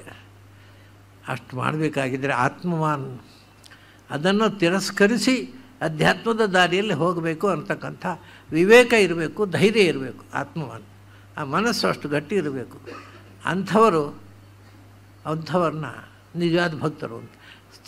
ಸ್ತ್ರೀ ಸಂಘ ಸಂಗಿನಾಂ ಸಂಗಂ ತ್ಯಕ್ತ್ವ ದೂರತಃ ಆತ್ಮವನ್ನು. ಮತ್ತು ಏನು ಮಾಡಬೇಕು? ಅವ್ರನ್ನ ಸಹವಾಸ ಬಿಟ್ಟೆವು, ನಾವು ಏನು ಮಾಡಬೇಕು? ಅದಕ್ಕೆ ಹೇಳ್ತಾರೆ ಕ್ಷೇಮೇ ವಿವಿಕ್ತೇ ಆಸೀನಃ. ನಿಜವಾಗಿ ಅಂದರೆ ಬಿಟ್ಟುಬಿಡಿ, ಈ ಲೋಕದ ವ್ಯವಹಾರ ಬಿಟ್ಟುಬಿಡಿ. ಸ್ತ್ರೀಯರು ಅಂತಲ್ಲ, ಯಾರತ್ರ ಪಟ್ಟಾಂಗ ಮಾಡಿ ಏನಾಗಬೇಕಾಗಿದೆ ನಮಗೆ? ಸುಮ್ಮನೆ ನಾವು ಕಾಲಹರಣಕ್ಕೋಸ್ಕರ ಅಲ್ವ ಪಟ್ಟಾಂಗ ಮಾಡೋದು? ಪಟ್ಟಾಂಗ ಮಾಡೋ ಯಾವತ್ತಾದ್ರೂ ಒಳ್ಳೆಯ ವಿಷಯ ಬಂದದ್ದುಂಟ? ಯಾರು ಪಟ್ಟಾಂಗ ಮಾಡೋದು? ಅವನು ಹೀಗೆ, ಇವನು ಹಾಗೆ. ನಮ್ಮದೊಂದು ಬಗೆ ಬಿಟ್ಟು ಜಗತ್ತಿನಲ್ಲಿರುವ ಎಲ್ಲರ ಮೇಲೂ ಟೀಕೆ ಮಾಡ್ತೇವೆ. ಅದೇ ಪಟ್ಟಾಂಗ. ಪಟ್ಟಾಂಗ ಅಂದರೆ ಎಲ್ಲರನ್ನ ಟೀಕೆ ಮಾಡೋದು. ನಮ್ಮ ನೆರಮನೆ ಪಕ್ಕದವರು ಹಾಗೆ, ಆ ಹೆಂಗಸಿ ಹೀಗೆ, ಈ ಹಿಂಗಸಿ ಹೀಗೆ, ಎಲ್ಲರ ಬಗ್ಗೆಯೂ ಟೀಕೆ. ಅದು ಹೇಳ್ತಾರೆ ಅದನ್ನು ತ್ಯಕ್ತ್ವ. ಆ ವಿಷಯಗಳ ಬಗ್ಗೆ ತದಲಂ ಬಹುಲೋಕ ವಿಚಿಂತನಯ, ಇದನ್ನೇ ಹೇಳಿದ ಆಚಾರ್ಯರು. ಪ್ರಬಲಂ ಕುರುವಾನ ಸಮೀಶ ಪದೇ. ಸಾಕು, ಇದೆಲ್ಲ ಬೇಡವಾದ ಚಿಂತೆ ಬೇಡ, ಬಿಟ್ಬಿಡು ಅದನ್ನು. ಮತ್ತು ಏನು ಮಾಡಬೇಕು ಅಂದರೆ ಕ್ಷೇಮೇ ವಿವಿಕ್ತೇ ಆಸೀನಃ. ನಿನಗೆ ಕ್ಷೇಮವಾದ ಅಂದರೆ ನಿನಗೆ ತೊಂದರೆಯಾಗದ, ಹಿತಕರವಾದ, ವಿವಿಕ್ತ ಅಂದರೆ ಸಾಲಿಟ್ಯೂಡ್, ಏಕಾಂತ. ನಿನಗೆ ಹಿತಕರವಾದ ಏಕಾಂತದಲ್ಲಿ ಕೊಡು. ಅಲ್ಲಿ ಪಟ್ಟಾಗ ಮಾಡಿ ಯಾರೂ ಇಲ್ಲ. ಏಕಾಂತದಲ್ಲಿ ಇರಲಿಕ್ಕೆ ಆ ಏಕಾಂತದ ಸುಖವನ್ನು ಅನುಭವಿಸು. ಏಕಾಂತದ ಸುಖ ಒಮ್ಮೆ ಗೊತ್ತಾದರೆ ಮತ್ತು ಸಾರ್ವಜನಿಕರೊಟ್ಟಿಗೆ ಬೆಳೀಲಿಕ್ಕೆ ಆಗೋಲ್ಲ. ಬೇಡ, ಅದು ಬೇಡ. ಈ ಬೇಡ, ಅದು ಯಾಕೆ ಬೇಕು ಅಂತ ಕಾಣುತ್ತೆ. ಆದಷ್ಟು ಏಕಾಂತದಲ್ಲಿ ಇರೋಣ ಅಂತ. ಕ್ಷೇಮೇ ವಿವಿಕ್ತ ಆಸೀನಃ. ಏನು ಮಾಡಬೇಕು? ಚಿಂತೆಯನ್ನು ಅಲ್ಲಿ ಕೂತ್ಕೊಂಡು ಸುಮ್ಮನೆ ಕೂತ್ಕೊಳ್ಳಿಕ್ಕಾಗತ್ತಾ? ಮನಸ್ಸು ಸುಮ್ಮನೆ ಕೂತ್ಕೊಳ್ಳುವುದಿಲ್ಲ. ನಾವು ಸುಮ್ಮನೆ ಕೂತರೂ ಮನಸ್ಸು ಏನನ್ನಾದರೂ ಯೋಚನೆ ಮಾಡ್ತಾ ಇರುತ್ತೆ. ಅದನ್ನು ನಾವು ಏನೂ ಸುಮ್ಮನೆ ಕೂತ್ರೆ ಮನಸ್ಸು ಬೇಡೋ ಅದನ್ನು ಯೋಚನೆ ಮಾಡುತ್ತೆ. ಅದಕ್ಕೆ ಮನಸ್ಸು ಏನನ್ನೂ ಯೋಚನೆ ಮಾಡಬೇಡ.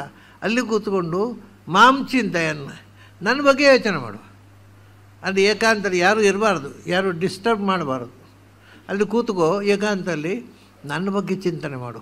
ಅತಂದ್ರಿತಃ ಇದೇನೋದು ನಮ್ಮಲ್ಲಿ ಕೆಲವರಿದ್ದಾರೆ, ಯಪ್ಪ ಇದಿಷ್ಟು ಮಾಡಬೇಕು, ಇವತ್ತು ವಿಷ್ಣು ಸಹಸ್ರನಾಮ ಪಾರಾಯಣ ಆಗಬೇಕು, ಆಮೇಲೆ 108 ಗಾಯತ್ರಿ ಆಗಬೇಕು ಅಂತ ಮಾಡೋದು. ರುಚಿಯಿಂದ ಮಾಡೋದಲ್ಲ, ಅದು ಆಗಬೇಕು ಅಂತ ಏನು ಜೋಯಿಸರು ಹೇಳಿದ್ದಾರೆ. ಗ್ರಹಚಾರ ಉಂಟು ಅದಕ್ಕೆ ಅತಂದ್ರಿತ ಅಂತ. ಅತಂದ್ರತೆ ಅಂದರೆ ಸೋಮಾರಿತನದಿಂದ ಮಾಡಬೇಡ ಅಂತ. ಮಾಡಬೇಕಲ್ಲ ಅಂತ ಮಾಡೋದು, ಅಯ್ಯೋ ಇವತ್ತು ಸಾಕು ನಾಳೆ ಮಾಡುವ ಅಂತ ಇದೆಲ್ಲ ಇರಬಾರ್ದು. ಅದರಲ್ಲಿ ರತಿ ಇರಬೇಕು. ನಾವು ಮಾಡುವ ಕ್ರಿಯೆಯಲ್ಲಿ ರತಿ ಇರಬೇಕು. ನಾವೀಗ ಬಹಳ ಜನ ಮಾಡ್ತಾರೆ, ಪೂಜೆ ಮಾಡ್ತಾರೆ, ಸಂಧ್ಯಾವಂದನೆ ಮಾಡ್ತಾರೆ. ಯಾಕೆ ಮಾಡ್ತಾರೆ? ಅದು ಬೇಗ ಮುಗಿಸ್ಬಿಡ್ಬೇಕು ಅಂತ. ಅದು ಮುಗಿದ್ರೆ ಸಾಕಾಗುತ್ತೆ. ಅದು ಯಾವಾಗ ಮುಗಿಯುತ್ತೆ ಅಂತ ಅದಕ್ಕೆ ಮಾಡಿ ಅದನ್ನು ಮುಗಿಸಿ ಅಯ್ಯಪ್ಪ ಇವತ್ತು ಆರಾಮಾಯ್ತು, ಯಾಕೆಂದರೆ ಮುಗೀತು, ರಗಳೆ ಮುಗೀತು. ಹಾಗೆ ಅಲ್ಲ. ಅತಂದ್ರಿತ ಅಂದರೆ ನಾವು ಮಾಡುವ ಕರ್ಮದ ಬಗ್ಗೆ ನಮಗೆ ರತಿ ಇರಬೇಕು, ಪ್ರೀತಿ ಇರಬೇಕು. ಹೇಗೆ ಅಂದರೆ ಬೆಳಗಾತಿ ಎದ್ದು ಕೂಡ ಬೆಡ್ ಕಾಫಿ ಅದು ಯಾರೋ ಅದು ಪ್ರೀತಿಯಿಂದ ಕುಡಿಯೋದು, ಅದು ಆನಂದ ಆಗುತ್ತೆ ಅಂತ. ಹಾಗೆ ಆಗಬೇಕು. ನೀವು ಬೆಡ್ ಕಾಫಿ ಹೇಗೆ ರುಚಿಯಾಗುತ್ತೋ ಹಾಗೆ ಭಗವಂತನ ಸ್ಮರಣೆ ರುಚಿಯಾಗಬೇಕು. ಧ್ಯಾಯನ್ ಅತಂದ್ರಿತ. ಆಮೇಲೆ ಅದನ್ನೇ ಮತ್ತೊಂದು ಶ್ಲೋಕದಲ್ಲಿ ಹೇಳ್ತಾನೆ ಅವನು, ನ ತಥಾ ಭವತಿ ಕ್ಲೇಶಃ. ಆಮೇಲೆ ಬಂಧಶ್ಚ ಅನ್ಯಪ್ರಸಂಗತಃ. ಈ ಸ್ತ್ರೀ ಯೋಷಿತ್ ಸಂಘ ಅಂತಾರೆ ಇಲ್ಲಿ, ಇನ್ನೊಂದು ಬೇರೆ ಶಬ್ದ ಹಾಕ್ತಾರೆ. ಸ್ತ್ರೀ ಸಂಘ, ಯೋಷಿತ್ ಅಂದರೆ ಹೆಂಗಸೆ, ಅಲ್ಲಿ ಯೋಷಿತ್ ಸಂಘ ಅಂತ ಶಬ್ದ ಹಾಕಿದ್ರಲ್ಲ. ಯಾಕೆಂದರೆ ಇದು ಎರಡು ಒಟ್ಟಿಗೆ ಹೇಳಬೇಕಾಗಿದೆ ಅವರಿಗೆ.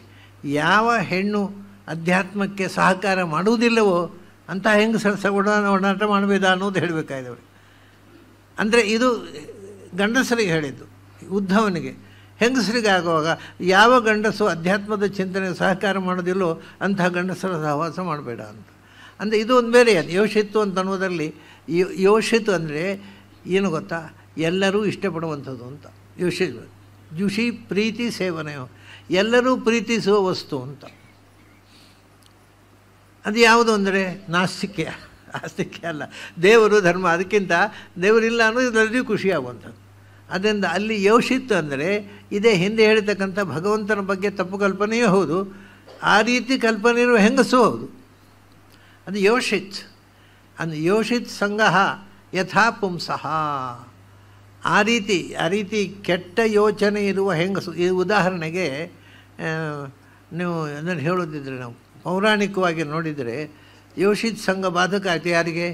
ದಶರಥನಿಗೆ. ಅವಳು ಕೆಟ್ಟ ಹೆಂಡತಿ ಇದ್ಲು, ಗಂಡನಿಗೆ ಮೋಸ ಮಾಡಿ ವರ ತಗೊಂಡು ತನ್ನ ಗಂಡನಿಗೆ ಪ್ರೀತಿ ಪುತ್ರನಾದ ಮಗನನ್ನು ಕಾಡಿ ಕಳಿಸಿ ಗಂಡನ ಸಾವಿಗೆ ಕಾರಣ ಆದಳು. ಅವನು ಹೇಳ್ತಾನೆ, ನೀನು ಹೀಗೆ ಹಠ ಮಾಡಬೇಡ, ನೀನು ಹೀಗೆ ಹಠ ಮಾಡಿದರೆ ನಾನು ಬದುಕೋಲ್ಲ, ರಾಮನನ್ನು ಕಾಡಿ ಕಳಿಸಿ ನಾನು ಬದುಕೋಲ್ಲ, ಏನು ಅಡ್ಡಿಲ್ಲ ಅಂತೇಳಿ ಅವಳು. ನೀವು ಬದುಕೋದು ಇದು ಮುಖ್ಯ ಅಲ್ಲ ನನಗೆ ಈ ಮಾತು ನನಗೆ ಮಾತು ಕೊಟ್ಟು ಮತ್ತೆ ಸಾಯೋದು, ಎಲ್ಲರೂ ಸಾಯೋದೇ ಒಂದು ದಿವಸ ಅಂತಾಳೆ ಹೊರತು, ಹಾಗೆ ಹೇಳಿದಾಗ ಕೂಡ ಮನಪರಿವರ್ತನೆ ಮಾಡಿಕೊಳ್ಳುವೆ. ಇಂತಹ ಸ್ತ್ರೀಯರ ಸಂಘ ಮಾಡಬೇಡ ಅಂತ ದಶರಥ ಅದನ್ನು ಮಾಡಿದವು ನೋಡಿ. ಮತ್ತೆ ರಾಮ ಕಾಡಿಗೆ ಹೋಗೋ ತನಕ ಒಪ್ಪಿಕೊಂಡು ಕಳಿಸಿದ ಮೇಲೆ ಅವನು ಕುಸಿದು ಬೀಳುವಾಗ ಕೈ ಹಿಡಿಯಲಿಕ್ಕೆ ಬಂದವಳು. ಗಂಡ ಪಕ್ಕದಲ್ಲಿ ಇದ್ಲು, ಒಂದು ಪಕ್ಕದಲ್ಲಿ ಕೌಸಲ್ಯ, ಒಂದು ಪಕ್ಕದಲ್ಲಿ ಕೈ ಇದ್ಲು. ಅವಳು ಕೈ ಹಿಡಿಲಿಕ್ಕೆ ಹೋದ್ಲು. ಮುಟ್ಟಬೇಡ ನನ್ನನ್ನು, ಅಗ್ನಿ ಸಾಕ್ಷಿಯಾಗಿ ಹಿಡಿದ ಕೈಯನ್ನು ನಾನು ಬಿಟ್ಟಿದ್ದೇನೆ ಇವತ್ತು, ನನ್ನ ಮುಟ್ಟಬೇಡ ಅಂತ ಹೇಳ್ತಾನೆ. ಆದರೂ ಅವನಿಗೆ ಬಿಡಲಿಕ್ಕೆ ಆಗೋದಿಲ್ಲ, ಯಾಕೆಂದರೆ ಹಿಡಿದ ಕೈಯನ್ನು ಮತ್ತೆ ಕ್ಯಾನ್ಸಲ್ ಮಾಡಿ ಡಿವೋರ್ಸ್ ಅಂತ ಪದ್ಧತಿ ಇತ್ತು ಹಿಂದೆ, ಇಲ್ಲ ಅಂತಲ್ಲ. ಕೈಕೇಯಿಯ ತಂದೆ ಅವನ ಕೈಕೇಯಿಯ ತಾಯಿಯನ್ನು ಡಿವೋರ್ಸ್ ಮಾಡಿಕೊಂಡಿದ್ದ. ಅದು ಇಲ್ಲ ಅಂತ ಆದರೆ ಬಹಳ ವಿರಳ, ಡಿವೋರ್ಸ್ ಶಾಸ್ತ್ರದಲ್ಲಿ ಹೇಳಿಲ್ಲ. ಆದರೆ ಅನಿವಾರ್ಯವಾಗಿ ಕೈಕೇಯಿಯ ತಂದೆ ಬಿಟ್ಟಿದ್ದ. ಅದೇ ಬುದ್ಧಿ ಹುಡುಗಿ ಬಂದಿತ್ತು, ತಾಯಿಯ ಬುದ್ಧಿ. ಅದು ನನ್ನನ್ನು ಮುಟ್ಟಬೇಡ. ಅಷ್ಟೇ ಅಲ್ಲ, ಅವರು ಹೇಳ್ತಾರೆ, ನಿನಗೂ ನನಗೂ ಇನ್ಮೇಲೆ ಸಂಬಂಧ ಇಲ್ಲ, ನಿನ್ನ ಮಗ ನಾನು ಸತ್ತರೆ ಪಿಂಡ ಹಾಕಬಾರ್ದು ಅಂತ. ಭರತ ನಾನು ಸತ್ತರೆ ನನಗೆ ಪಿಂಡ ಹಾಕಬಾರ್ದವ. ಇದು ಯೋಷಿತ್ ಸಂಘದಿಂದ ಆದ ಸಮಸ್ಯೆ. ಅವನು ಅದನ್ನು ಮೊದಲೇ ಯೋಚನೆ ಮಾಡಿದ್ದರೆ, ಓಹೋ ದೇಶಕ್ಕೆ ಅನ್ಯಾಯ ಆಗುತ್ತೆ, ರಾಮನನ್ನು ಕಾಡಿ ಕಳಿಸಿದರೆ, ಹೆಂಡತಿ ಹೇಳಿದ ಮಾತಿಗೆ ನಾನು ಕುಣಿಬಾರದು, ದೇಶಕ್ಕೋಸ್ಕರ ಹೆಂಡತಿಯ ಮಾತನ್ನು ಮೀರಬೇಕು ಅಂತ ತೀರ್ಮಾನ ಮಾಡಿದ್ದರೆ ಅವನು ಒಳ್ಳೆಯ ಮನುಷ್ಯ ಆಗ್ತಿದ್ದ. ಅವನು ದಾರಿ ತಪ್ಪಿದ. ಏಕೆಂದರೆ ಕೊಟ್ಟ ಮಾತು ಬಿಡಬಾರ್ದು ಅನ್ನುವಂತಹ ಒಂದು ಪ್ರಿನ್ಸಿಪಲ್ಗೆ ಬದ್ಧನಾಗಿ ಇಡೀ ದೇಶಕ್ಕೆ ಅನ್ಯಾಯ ಮಾಡಿದ, ತನಗೂ ತಾನು ಅನ್ಯಾಯ ಮಾಡಿಕೊಂಡ. ಹಾಗೆ ಅದನ್ನೇ ಹೇಳೋರು, ಯೋಷಿತ್ ಸಂಘ ಅನ್ನುವಂಥದ್ದು ಮನುಷ್ಯನಿಗೆ ಎಷ್ಟು ಅಪಾಯಕಾರಿಯೋ. ಅಂದರೆ ಮುಖ್ಯವಾದ ಯೋಷಿತ್ ಸಂಘ ಅಂದರೆ ಹಿಂದೆ ಹೇಳಿದ್ದೆ, ಭಗವಂತನನ್ನು ವಿರೋಧಿಸುವವರ ಒಡನಾಟ. ತಥಾ ತತ್ಸಂಗಿ ಸಂಗತಃ, ಆ ವಿರೋಧ ಮಾಡುವವರ ಒಡನಾಟಿಗಳ ಒಡನಾಟ. ಇದು ಬಹಳ ದೊಡ್ಡ ದುಃಖದ ಸಂಗತಿ ಮನುಷ್ಯನಿಗೆ. ತಥಾ ಅಸ್ಯ ಭವೇತ್ ಕ್ಲೇಶಃ. ಆ ರೀತಿ ಬೇರೆ ಯಾವುದರಿಂದಲೂ ಅಷ್ಟು ಕಷ್ಟ ಆಗೋದು, ದುಃಖ ಆಗೋದಿಲ್ಲ.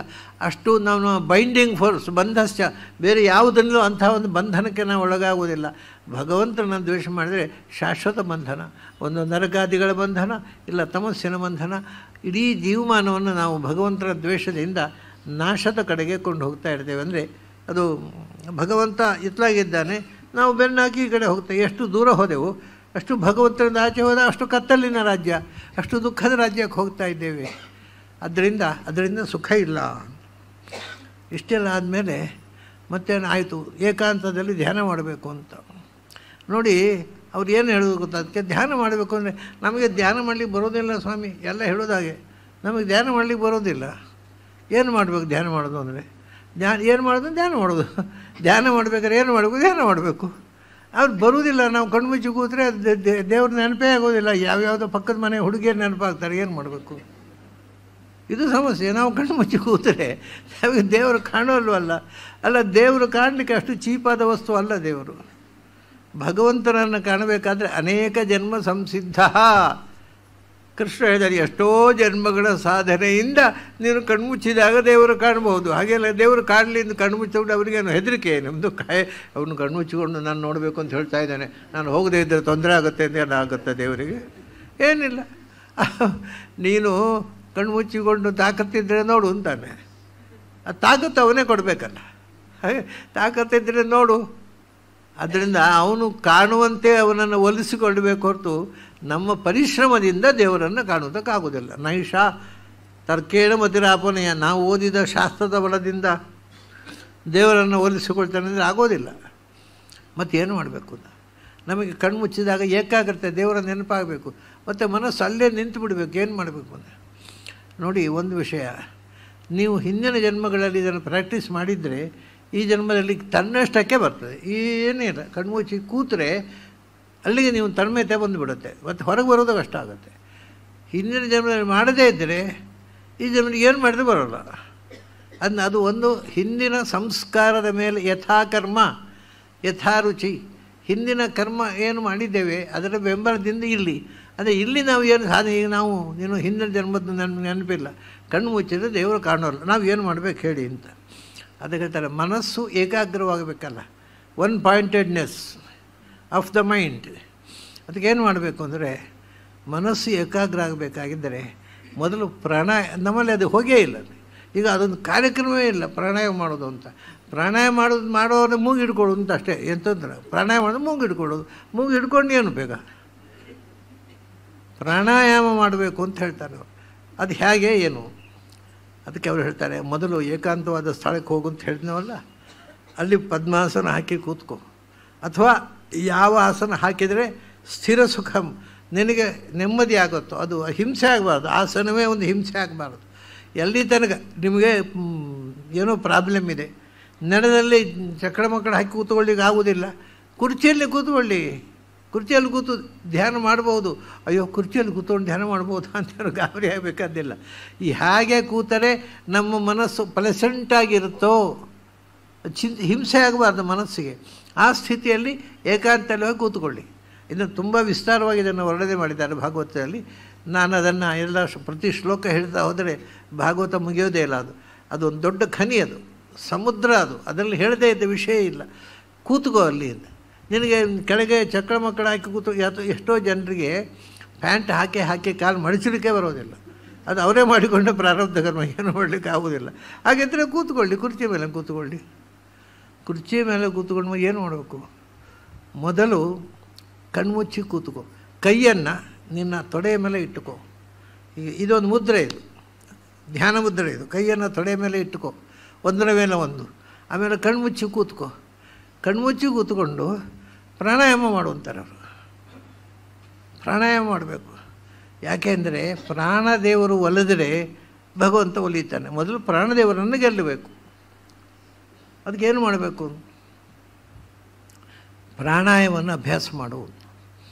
ಅದೆಲ್ಲ ಬೇರೆ ಬೇರೆ ಗ್ರಂಥಗಳಲ್ಲಿ ಹೇಳಿದ್ದಾರೆ ಪ್ರಾಣಾಯಾಮ ಅಂತ. ಅದನ್ನೆಲ್ಲ ನಾನು ಇವತ್ತು ವಿವರಿಸ್ತಾ ಹೋಗುವುದಿಲ್ಲ. ಪ್ರಾಣಾಯಾಮವನ್ನು ಪ್ರಾಕ್ಟೀಸ್ ಮಾಡುವಂತಾರೆ ಮೊದಲು. ಏನು ಅದೇ ಶ್ವಾಸ ಎಡ್ಕೊಳ್ಳೋದು ಒಳಕ್ಕೆ, ಮೊದಲು ಬಲಬದಿಯಲ್ಲಿ ಪೂರ್ತಿ ಕೆಳಕ್ಕೆ ಬಿಡೋದು, ಆಮೇಲೆ ಎಡಬದಿಯಿಂದ ಪೂರ್ತಿ ಒಳಗೆ ತಗೊಳ್ಳೋದು, ಕುಂಭಕದಲ್ಲಿ ಕೂತ್ಕೊಳ್ಳೋದು. ಆದಷ್ಟು ಹೊತ್ತು ಕುಂಭಕಕ್ಕೆ ಕೂತ್ಕೊಳ್ಳಿ. ಎಷ್ಟು ಹೊತ್ತು ಆಯಿತೋ ಅಷ್ಟು ಹೊತ್ತು. ಅದಾದಮೇಲೆ ನಮಗೆ ಉಸಿರು ಕಟ್ಟೋದು ಹಾಗಾಗುತ್ತೆ, ಆಗೋದಿಲ್ಲ. ಅದನ್ನು ಅಭ್ಯಾಸ ಮಾಡ್ತಾ ಕುಂಭಕವನ್ನು 10 ನಿಮಿಷ, 1/4 ಗಂಟೆ, ಅರ್ಧ ಗಂಟೆ ತನಕ ಮಾಡುವವರು ಇದ್ದಾರೆ. ಅದು ಅಭ್ಯಾಸದ ಮೇಲೆ. ಪ್ರಾರಂಭದಲ್ಲಿ ಒಂದು 10 ಸೆಕೆಂಡು 15 ಸೆಕೆಂಡ್ನಲ್ಲೇ ಉಸಿರುಗಟ್ಟಲೆ ಶುರುವಾಗುತ್ತೆ. ಎಷ್ಟು ಹೊತ್ತು ಆಯಿತೋ ಅಷ್ಟು ಹೊತ್ತು ಕುಂಭಕದಲ್ಲಿ ಕೂತ್ಕೋ. ಅಷ್ಟೇ, ಬರೀ ಪ್ರಾಣಾಯಾಮ ಅಷ್ಟೇ ಅಲ್ಲ. ಏವಂ ಸಪ್ರಣವಂ, ಪ್ರಾಣ ಸಂಯಮಂ ಅಭ್ಯಸಿದ ಅಂದರೆ ಸಪ್ರಣವಂ ಏನು ಮಾಡಬೇಕು ಅಂದರೆ, ಆಗ ಚಿಂತನೆ ಏನು ಮಾಡಬೇಕು, ಓಂಕಾರವನ್ನು ಚಿಂತನೆ ಮಾಡ. ಕಣ್ಮುಚ್ಚಿ ಓಂಕಾರದ ಮೇಲೆ ಕಾನ್ಸಂಟ್ರೇಟ್ ಮಾಡು. ಓಂಕಾರದ ಮೇಲೆ ಕಾನ್ಸಂಟ್ರೇಟ್ ಮಾಡೋದಂದ್ರೆ ಏನು, ಅದೇನು ಅದು ಉಂಟು. ಓಂಕಾರದ ಮೇಲೆ ಕಾನ್ಸಂಟ್ರೇಟ್ ಮಾಡೋದು ಅಂದರೆ ಓಂಕಾರದ ಅರ್ಥದ ಮೇಲೆ ಕಾನ್ಸಂಟ್ರೇಟ್ ಮಾಡೋದು. ಓಂಕಾರದ ಅರ್ಥದ ಮೇಲೆ ಕಾನ್ಸಂಟ್ರೇಟ್ ಮಾಡು. ಯಾಕೆಂದರೆ ಅದು 3 ಅಕ್ಷರ ಉಂಟಲ್ಲ, ಅದು 3 ವೇದದ ಕಂಡೆನ್ಸ್ಡ್ ಪಿಲ್. ಅದು 3 ವೇದವನ್ನು ಪೂರ್ತಿ ಚಿಂತನೆ ಮಾಡ್ಬೋದು ಆ 3 ಅಕ್ಷರದಲ್ಲಿ. ಅಂದರೆ ಓಂಕಾರದ ಒಳಕ್ಕೆ ಹೋಗು, ಅದರ ಅರ್ಥವಿಶೇಷಗಳನ್ನು ಚಿಂತನೆ ಮಾಡು. ಈಗ ನಮ್ಮ ಪಂಡಿತರ ಕೇಳಿ ನೋಡಿ, ಅದರಿಂದ ನೀವೆಲ್ಲ ಧ್ಯಾನ ಮಾಡ್ಬೋದು. ಯಾಕಂದರೆ ಹೆಣ್ಮಕ್ಳು ಓಂಕಾರ ಹೇಳಬಾರ್ದು ಅಂತ ಹೇಳ್ಬಿಡ್ತಾರೆ. ಆರಾಮ, ಹೆಂಗಸರಿಗೆ ಆರಾಮ, ಓಂಕಾರ ಹೇಳಬಾರ್ದು, ಧ್ಯಾನ ಮಾಡಬಾರ್ದು ಅಂತ. ಓಂಕಾರ ಹೇಳಬಾರ್ದು ಅಂತ ಯಾರು ಹೇಳಿದ್ದಾರೆ? ಹೆಣ್ಮಕ್ಳು ಓಂಕಾರ ಹೇಳಬಾರ್ದು ಅಂತ ಯಾರೂ ಹೇಳಿಲ್ಲ. ಅಲ್ಲ, ಮತ್ತೊಂದು ಕಥೆಯನ್ನು ಗೊತ್ತುಂಟು, ಎಷ್ಟು ಅನ್ಸೈಕಲಾಜಿಕಲ್ ಅದು. ಹೆಣ್ಮಕ್ಕಳು ಓಂಕಾರ ಹೇಳಬಾರ್ದು ಅಂತ ಇವರು ಭಾಷಣ ಮಾಡಿದರೆ ಮನೆ ಹೋಗಿ ಹೆಣ್ಮಕ್ಳು ಏನು ಮಾಡೋದು, ನಾವು ಓಂಕಾರ ಹೇಳಬಾರ್ದು, ನಾವು ಓಂಕಾರ ಅದೇ ಹೇಳೋದು. ಮತ್ತೆ ನಾವು ಓಂಕಾರ ಹೇಳಬಾರ್ದು. ಅವರು ಪಂಡಿತರು ಹೇಳಿದ್ದಾರೆ ಉಪನ್ಯಾಸದಲ್ಲಿ, ನಾವು ಓಂಕಾರ ಇಡೀ ದಿವಸ ಓಂಕಾರವೇ ತಲೆಯಲ್ಲಿ ದುಡಿಯೋದು. ಸೈಕಾಲಜಿ ಗೊತ್ತಿಲ್ಲದ ಪಂಡಿತರು ಮಾತ್ರ ಹೀಗೆ ಹೇಳ್ತಾರೆ, ಓಂಕಾರ ಹೇಳಬಾರ್ದು ಅಂತ. ಯಾವುದು ಅದೊಂದು ಅಕ್ಷರ ಮಾಲಿಕೆ, ಒಂದು ಅಕ್ಷರ ಅಲ್ವಾ ಅದು? ಒಂದು ಅಕ್ಷರವನ್ನು ಪ್ರೊಹಿಬಿಟ್ ಮಾಡಲಿಕ್ಕೆ ಬರುತ್ತಾ? ತಪ್ಪಲ್ವ ಅದು? ಮತ್ತು ಏನು ಹೇಳಿದವರು, ಓಂಕಾರ, ನಾನು ಇದನ್ನು ಹಿಂದೆ ಕೂಡ ಅನೇಕ ಬಾರಿ ಹೇಳಿದ್ದೇನೆ, ಓಂಕಾರದಲ್ಲಿ ಕಾನ್ಸಂಟ್ರೇಷನ್ ಮಾಡಿ ಜಪ ಮಾಡಬೇಡ ಅಂತ. ಪ್ರಾಣಾಯಾಮ ಇಲ್ಲಿ ಜಪ ಹೇಳೋದಲ್ಲ ಅವರು. ಜಪ ಮಾಡಿದ್ರೆ ಏನಾಗುತ್ತೆ ಗೊತ್ತಾ? ಅದನ್ನು ನೋಡಿದ್ದೆ ನಾನು. ಓಂಕಾರ ಜಪ ಮಾಡೋ ಹೆಣ್ಮಕ್ಳನ್ನು, ಏನಿಲ್ಲ ವೈರಾಗ್ಯ ಬಂದುಬಿಡುತ್ತೆ. ಗಂಡ ಬೇಡ, ಮಕ್ಕಳು ಬೇಡ. ಅದು ನೀನು ಸಂಸಾರ ಬೇಕು ಅಂತಿದ್ದರೆ ಓಂಕಾರ ಜಪ ಮಾಡಬೇಡ. ನಾನು ಸಂಸಾರ ಬೇಡ ಅಂತಿದ್ದರೆ ಮಾಡಿ, ಅಡ್ಡಿಲ್ಲ. ಹೀಗೆ ಮನೆ ಸಂಸಾರ ಹೊಡಿಬಾರ್ದು ಅನ್ನೋದಕ್ಕೋಸ್ಕರ ಓಂಕಾರ ಜಪ ಮಾಡಬೇಡಿ ಅಂತ ಹೇಳಿ. ಓಂಕಾರ ಹೇಳಬಾರ್ದು ಅಂತಲ್ಲ, ಅದು ಜಪ ಮಾಡೋದು ಮತ್ತು ಹೇಳೋದಕ್ಕೆ ವ್ಯತ್ಯಾಸವೇ ಗೊತ್ತಿಲ್ಲ ನಮ್ಮ ಪಂಡಿತರಿಗೆ. ಅದನ್ನ ಅವರೇಂದರೆ ಓಂಕಾರ ಜಪ ಅಂದರೆ ಓಂಕಾರ ಹೇಳೋದು ಅಂತ ಒಂದೇ. ಯಾಕಂದರೆ ಅವ್ರು ಜಪ ಮಾಡೋದು ಅಷ್ಟೇ, ಹೇಳೋದಷ್ಟೇ. ಅವರು ಅದಕ್ಕಿಂತ ಒಳಗಿನ ಧ್ಯಾನ ಏನು ಮಾಡೋಲ್ಲ. ಆದ್ದರಿಂದ ಓಂಕಾರ ಜಪ ಅಂದರೆ ಓಂಕಾರ ಹೇಳೋದು ಇಷ್ಟೇ ಅರ್ಥ ಮಾಡಿಕೊಂಡಿದ್ದಾರೆ. ಜಪ ಮಾಡೋದು ಅಂದರೆ ಬರೀ ಹೇಳುವುದಲ್ಲ, ಅದರ ಅರ್ಥಾನುಸಂಧಾನ ಮಾಡುವುದು. ಆದ್ದರಿಂದ ಸಪ್ರಣವಂ ಧ್ಯಾತ್ವ, ಓಂಕಾರದ ಕಣ್ಮುಚ್ಚಿಕೊಂಡು ಓಂಕಾರದ ಅರ್ಥ ಚಿಂತನೆ ಮಾಡಿರಿ. ನೀವು ಗಂಡಸರಾದರೂ ಸರಿ, ಹೆಂಗಸರಾದರೂ ಸರಿ, ಓಂಕಾರದ ಅರ್ಥ ಚಿಂತನೆ ಮಾಡಿರಿ. ಮೊದಲು ಓಂಕಾರದ ಅರ್ಥವನ್ನು ಅಧ್ಯಯನ ಮಾಡಬೇಕು. ಅದು 3 ವೇದದಲ್ಲಿ ಎಲ್ಲಕ್ಕಿಂತ ಮುಖ್ಯವಾಗಿ ನಮ್ಮ ಅವಸ್ಥೆಗಳನ್ನು ಅನುಸಂಧಾನ ಮಾಡಿ. ಅಂದರೆ ಎಚ್ಚರ. ನಮ್ಮ ಎಚ್ಚರವನ್ನು ನಿಯಂತ್ರಿಸ್ತಕ್ಕಂಥ ಶಕ್ತಿ ಯಾವುದು? ನಾವು ಎಚ್ಚರದಲ್ಲಿ ಏನೇನು ಮಾಡ್ತೇವೆ ಅದು ನಮಗೆ ಅದರ ಮೇಲೆ ಸ್ವಾತಂತ್ರ್ಯ ಇಲ್ಲ. ನಾವು ಮಾಡ್ತೇವೆ, ಯಾವುದೋ ಒಂದು ಶಕ್ತಿ ನಮ್ಮ ಕೈಯಿಂದ ಮಾಡಿಸುತ್ತೆ. ಅದು ಎಚ್ಚರದಲ್ಲಿ ನಾವು ಸ್ವತಂತ್ರರಲ್ಲ. ಕನಸು ಏನು ಬಿತ್ತೋ ಅದನ್ನು ನೋಡೋದು. ನಾವು ಇಂಥ ಕನಸು ಬಿಡಬೇಕು ಅಂತ ಹೇಳಿ ಬಿಡೋಲ್ಲ. ಕನಸಿನಲ್ಲಿ ನಾವು ಸ್ವತಂತ್ರರಲ್ಲ. ನಿದ್ರೆ ಇಲ್ಲಂತೂ ಅಲ್ಲವೇ ಇಲ್ಲ. ಎಚ್ಚರ ಆದರೆ ಆಯಿತು, ಇಲ್ಲದೆ ಗೊತ್ತಿಲ್ಲ. ಅದರಿಂದ ಅಂದರೆ ಎಚ್ಚರ, ಅಂದರೆ ಕನಸು, ಅಂದರೆ ನಿದ್ರೆ. ಅದಕ್ಕೆಲ್ಲ ನಿರ್ವಚನಗಳುಂಟು, ಅದೆಲ್ಲ ಬೇಡ. ಇದನ್ನೇ ಯೋಚನೆ ಮಾಡೋದು. ಎಚ್ಚರದಲ್ಲಿಯೂ ನಾನಲ್ಲ, ಕನಸಿನಲ್ಲೂ ನಾನಲ್ಲ, ನಿದ್ರೆಯಲ್ಲೂ ನಾನಲ್ಲ. ಈ ಎಚ್ಚರ ಕನಸು ನಿದ್ರೆಗಳನ್ನು ಯಾರು ಮಾಡುತ್ತಾ ನನಗೆ ಬದುಕನ್ನು ಕೊಟ್ಟಿದ್ದಾನೋ ಅಂತಹ ದೇವರಿಗೆ ನಮಸ್ಕಾರ. ಇದು ಪ್ರಣವದ ಒಂದು ಸ್ಥೂಲವಾದ ಅರ್ಥ. ಇಂಥದ್ದು ಬೇಕಾದಷ್ಟು ಇದೆ, ಅದನ್ನೆಲ್ಲ ನಾನು ಇವತ್ತು ವಿವರಿಸಲಿಕ್ಕೆ ಹೋಗೋದಿಲ್ಲ. ಹೀಗೆ ಭಗವಂತನನ್ನು ಧ್ಯಾನ ಮಾಡ್ತಾ ಆಮೇಲೇನು ಪ್ರಾಣ ಸಂಯಮಂ ಅಭ್ಯಸೇತ್. ಆಗ ಪ್ರಾಣ ಸಂಯಮ ಅಂದರೆ ಬ್ರೆತ್ ಕಂಟ್ರೋಲ್, ಶ್ವಾಸೋಚ್ಛ್ವಾಸವನ್ನು ನಿರೋಧ ಮಾಡಿ ಶ್ವಾಸ ಬಿಡುವುದು, ಶ್ವಾಸ ತಗೊಳ್ಳುವುದು, ಕುಂಭಕದಲ್ಲಿ ಶ್ವಾಸವನ್ನು ತಡೆ ಹಿಡಿದು, ಇದನ್ನು ಅಭ್ಯಾಸ ಮಾಡಬೇಕಂತ. ಸುಮಾರು 1 ತಿಂಗಳು ಅಭ್ಯಾಸ ಮಾಡುವಂತಾರೆ. ಇದರಲ್ಲಿ ನಿಮಗೆ ಅಭ್ಯಾಸ ಆಯಿತು ಅಂದರೆ ಕೋಣೆಯಲ್ಲಿ ಕೂತ್ಕೊಂಡು ಪ್ರಾಣಾಯಾಮ ಅಭ್ಯಾಸ ಮಾಡ್ತಾನೆ, ಅವನು ಎಲ್ಲ ಮರೆತು ಹೋಗುತ್ತೆ. ಮತ್ತೇನು ಹೊರಗಿನ ಜಗತ್ತಿಗೆ ಹೋಗ್ಬೋದು, ಯಾವುದೂ ಇದು ಎಲ್ಲ ಕಷ್ಟ ಏನು ಅಂದರೆ ಕಡೆ ಆಫೀಸಿಗೆ ಹೋಗೋದು ಮರೆತು ಹೋಗುತ್ತೆ. ಅದರಿಂದ ಅದು ಯಾರು ಕೈ ಹಾಕೋದು, ರಗಳೆ ಬಿಡೋದು ಅಂತ. ಪ್ರಾಣ ಸಂಯಮಂ ಅಭ್ಯಸೇತ್. ಪ್ರಾಣದ ಸಂಯಮ ಅಂದರೆ ಪ್ರಾಣಾಯಾಮವೇ. ಪ್ರಾಣಾಯಾಮವನ್ನು ಪರ್ಫೆಕ್ಟಾಗಿ ಮಾಡೋದಕ್ಕೆ ಪ್ರಾಣ ಸಂಯಮ ಅಂತಾರೆ. ಅಂದರೆ ಪ್ರಾಣಾಯಾಮವನ್ನು ಪರ್ಫೆಕ್ಟಾಗಿ ಅಭ್ಯಾಸ ಮಾಡೋದು. ಎಷ್ಟು ಸಮಯ ಮಾಡಬೇಕು, ಏನು ಮಾಡಬೇಕು? ಬೆಳಗಿನ ಸಂಜೆ ತನಕ ಪ್ರಾಣಾಯಾಮ ಮಾಡಲಿಕ್ಕಾಗತ್ತಾ? ಇಲ್ಲ. ಅದಕ್ಕೆ ಹೇಳ ದಶಕೃತ್ವ ತ್ರಿಶ್ರವಣಂ, 3 ಹೊತ್ತು ಮಾಡುವುದು. ಬೆಳಗಾತಿ ಎದ್ದು ಬರೀ ಹೊಟ್ಟೆಯಲ್ಲಿ ಮಧ್ಯಾಹ್ನ ಊಟ ಮಾಡೋ ಮುಂಚೆ ಊಟ ಪ್ರಾಣಾಯಾಮ ಮಾಡಿದ ಮೇಲೆ ಅರ್ಧ ಗಂಟೆ ಊಟ ಮಾಡಬೇಡ. ರಾತ್ರಿಯೂ ಹಾಗೆ ಊಟ ಮಾಡೋ ಮುಂಚೆ ಅಥವಾ ಊಟ ಮಾಡಿ ಅರ್ಧ ಗಂಟೆ ನಂತರ. 3 ತ್ರಿಶ್ರವಣಂ, 3 ಹೊತ್ತು ಪ್ರಾಣಾಯಾಮ ಅಭ್ಯಾಸ ಮಾಡು. ಏನು ಮಾಡಬೇಕು ಪ್ರಾಣಾಯಾಮ, ಎಷ್ಟು ಮಾಡಬೇಕು? ಏಕೆಂದರೆ ಒಂದು ಸರ್ತಿ ನಾವು ಪ್ರಾಣಾಯಾಮ ಮಾಡಿ ಕುಂಭಕ ಮಾಡಿದೆವು. ಇಲ್ಲಿಂದ ಹೊರಗೆ ಬಿಟ್ಟೆವು, ಇಲ್ಲಿ ಒಳಗೆ ತಗೊಂಡೆವು, ಕುಂಭಕದಲ್ಲಿ ಕೂತು ಎಷ್ಟು ಹೊತ್ತು ಕೂತ್ಕೊಳ್ಬೋದು? ಒಂದು 10 ಸೆಕೆಂಡೋ 10 ನಿಮಿಷವೇ ಆಗಲಿ. ಎಷ್ಟು ಸರ್ತಿ ಮಾಡಬೇಕು ಪ್ರಾಣಾಯಾಮ? ನಮ್ಮಲ್ಲಿ ಸಂಧ್ಯಾವನಲ್ಲಿ 3 ಸರ್ತಿ ಮಾಡಬೇಕು ಅಂತ ಹೇಳ್ತಾರೆ ಪ್ರತಿಯೊಂದು ಜಪವನ್ನು. ಅದು ಹೇಳೋದು ಅಷ್ಟೇ. ಅಲ್ಲಿ ಜಪ ಇಲ್ಲ, ಬರೀ ಉಚ್ಚಾರ ಮಾತ್ರ ಇರೋದು. ನಮ್ಮಲ್ಲಿ ಹೇಳಿಕೊಡು. ಅದು ನಮ್ಮಲ್ಲಿ ಯಾರೂ ಜಪ ಮಾಡೋದೇ ಇಲ್ಲ. ಈಗ ಶಬ್ದಗಳನ್ನು ಹೇಳ್ತಾರೆ, ಜಪ ಮಾಡೋದಿಲ್ಲ. ಯಾರೂ ಮಾಡೋದಿಲ್ಲ ಜಪ, ಯಾರೂ ಪ್ರಾಣಾಯಾಮ ಮಾಡೋದಿಲ್ಲ. ಮುಗಿ ಕೈ ಹಿಡಿತಾರೆ ಅಷ್ಟೇ. ಅಂದರೆ ಇದಕ್ಕೆಲ್ಲ ಅರ್ಥವೇ ಇಲ್ಲ ಈಗ ಮಾಡೋದಕ್ಕೆ. ಅವ್ರು ಹೇಳ್ತಾರೆ ದಶಕೃತ್ವ, 1 ಸರ್ತಿಗೆ ನೀನು ಪ್ರಾಣಾಯಾಮ ಮಾಡೋದನ್ನು ಮ್ಯಾಕ್ಸಿಮಮ್ 10ಕ್ಕಿಂತ ಹೆಚ್ಚು ಮಾಡಬೇಡ. ಯಾಕೆಂದರೆ ಯಾವುದೇ ಓವರ್ ಡೋಸ್ ಆದರೂ ಬಾಧಕದು. ಈಗ ಔಷಧ ಒಳ್ಳೆಯದು, ಆದರೆ ಅದನ್ನು ಓವರ್ ಡೋಸ್ ತಗೊಂಡಾಗ ಕೂಡಲೇ ಆಸ್ಪತ್ರೆ ಹೋಗಬೇಕಾಗತ್ತೆ. ಆದ್ದರಿಂದ ಪ್ರತಿಯೊಂದಕ್ಕೊಂದು 10ಕ್ಕಿಂತ ಹೆಚ್ಚು 1 ಸರ್ತಿ ಮಾಡಬೇಡ. 3 ಹೊತ್ತು 10 ಮಾಡಬೇಕಾದ್ರೆ ಅದು ಮ್ಯಾಕ್ಸಿಮಮ್. ದಶಕೃತ್ವ ತ್ರಿಶ್ರವಣಂ, 10 ಬಾರಿ ಅಂದರೆ 1 ಸರ್ತಿ ಕುಂಭಕ ಮಾಡೋದು, ಆಮೇಲೆ ಉಸಿರು ಕಟ್ಟಿದ್ದು ಬಿಡೋದು, ಮತ್ತು ಪುನಃ ಕುಂಭಕ ಮಾಡೋದು. ಈಗ 10 ಬಾರಿ 1 ಸರ್ತಿಗೆ ಮಾಡ್ಬೋದು. ಅಷ್ಟು ಬಾರಿ ಮಾಡಬೇಕು ಅಂತಿಲ್ಲ. ಮಾಡ್ತಾ 10 ಬಾರಿ ಮಾಡಲಿಕ್ಕೆ ಸಾಧ್ಯ ಆಗುತ್ತೆ. ಮೊದಲು ಒಮ್ಮೆಗೆ ಅದೂ ಮಾಡಲಿಕ್ಕೆ ಆಗೋದಿಲ್ಲ. ಆಯಾಸ ಆದ ಕೂಡಲೇ ಬಿಟ್ಟು ಬಿಡಬೇಕು. ಪ್ರಾಣಾಯಾಮ ಅಯ್ಯೋ 10 ಬಾರಿ ಹಾಕಬೇಕಲ್ಲ, ಏನು ಮಾಡೋದು, ಏನಾದರೂ ಮಾಡಿ 10 ಬಾರಿ ಹಾಗೆ ಮಾಡಬಾರ್ದು. ಅದು ನಮಗೆ ಆ 10 ಬಾರಿ ಮಾಡೋದು ಒಂದು ಖುಷಿಯ ಕೆಲಸ ಆಗಬೇಕು, ಹಿಂಸೆ ಆಗಬಾರ್ದು. ಹೀಗೆ ಮಾಡೋದು. ಹೀಗೆ ಮಾಡಿದರೆ ಅವ್ರು ಹೇಳ್ತಾರೆ ಎಷ್ಟು ಸಲೀಸಾಗಿ, ಮಾಸಾದರ್ವಾಗ ಜಿತೋ ಅನಿಲ ಒಂದು ತಿಂಗಳು ನೀನು ಅಭ್ಯಾಸ ಮಾಡಿದರೆ, ಒಂದು ತಿಂಗಳ ಒಳಗೆ ಅಂತವ್ರು, ಒಂದು ತಿಂಗಳು ಅಂತ ಹೇಳೋದಿಲ್ಲ, ಒಂದು ತಿಂಗಳ ಒಳಗೆ ಜಿತಃ ಅನಿಲ, ಪ್ರಾಣದೇವರು ನಿನಗೆ ವಶ ಆದರೂ ಒಂದು ಪ್ರಾಣದೇವರನ್ನ ಗೆದ್ದಿ ನೀನು. ಪ್ರಾಣದೇವರನ್ನು ಗೆಲ್ಲುವುದು ಅಂದರೆ ಪ್ರಾಣದೇವರು ಪ್ರಸನ್ನನಾಗ್ತಾರೆ ನಿನಗೆ. ಪ್ರಾಣದೇವರು ಪ್ರಸನ್ನನಾದರೆ ಮತ್ತು ಭಗವಂತನ ಹೋಗಲಿಕ್ಕೆ ಅವರು ಎಲ್ಲೋ ಮಾಡ್ತಾರೆ, ಮುಂದೆ ಹೋಗಲಿಕ್ಕೆ. ಜಿತೋ ಅನಿಲ ಹೀಗೆ ಮಾಡಿ ಧ್ಯಾನ ಮಾಡು. ಆಮೇಲೆ ಭಗವಂತನ ಧ್ಯಾನ ಹೇಗೆ ಮಾಡಬೇಕು? ಕಣ್ಮುಚ್ಚಿ ಕೂತ್ಕೋ. ನಿನಗೆ ಗೊತ್ತಿದೆ, ಮಹಾನಾರಾಯಣ ಉಪನಿಷತ್ನಲ್ಲಿ ದಿನ ಹೇಳ್ತೀಯ, ಅದರ ಅರ್ಥವನ್ನು ಯೋಚನೆ ಮಾಡೋಲ್ಲ.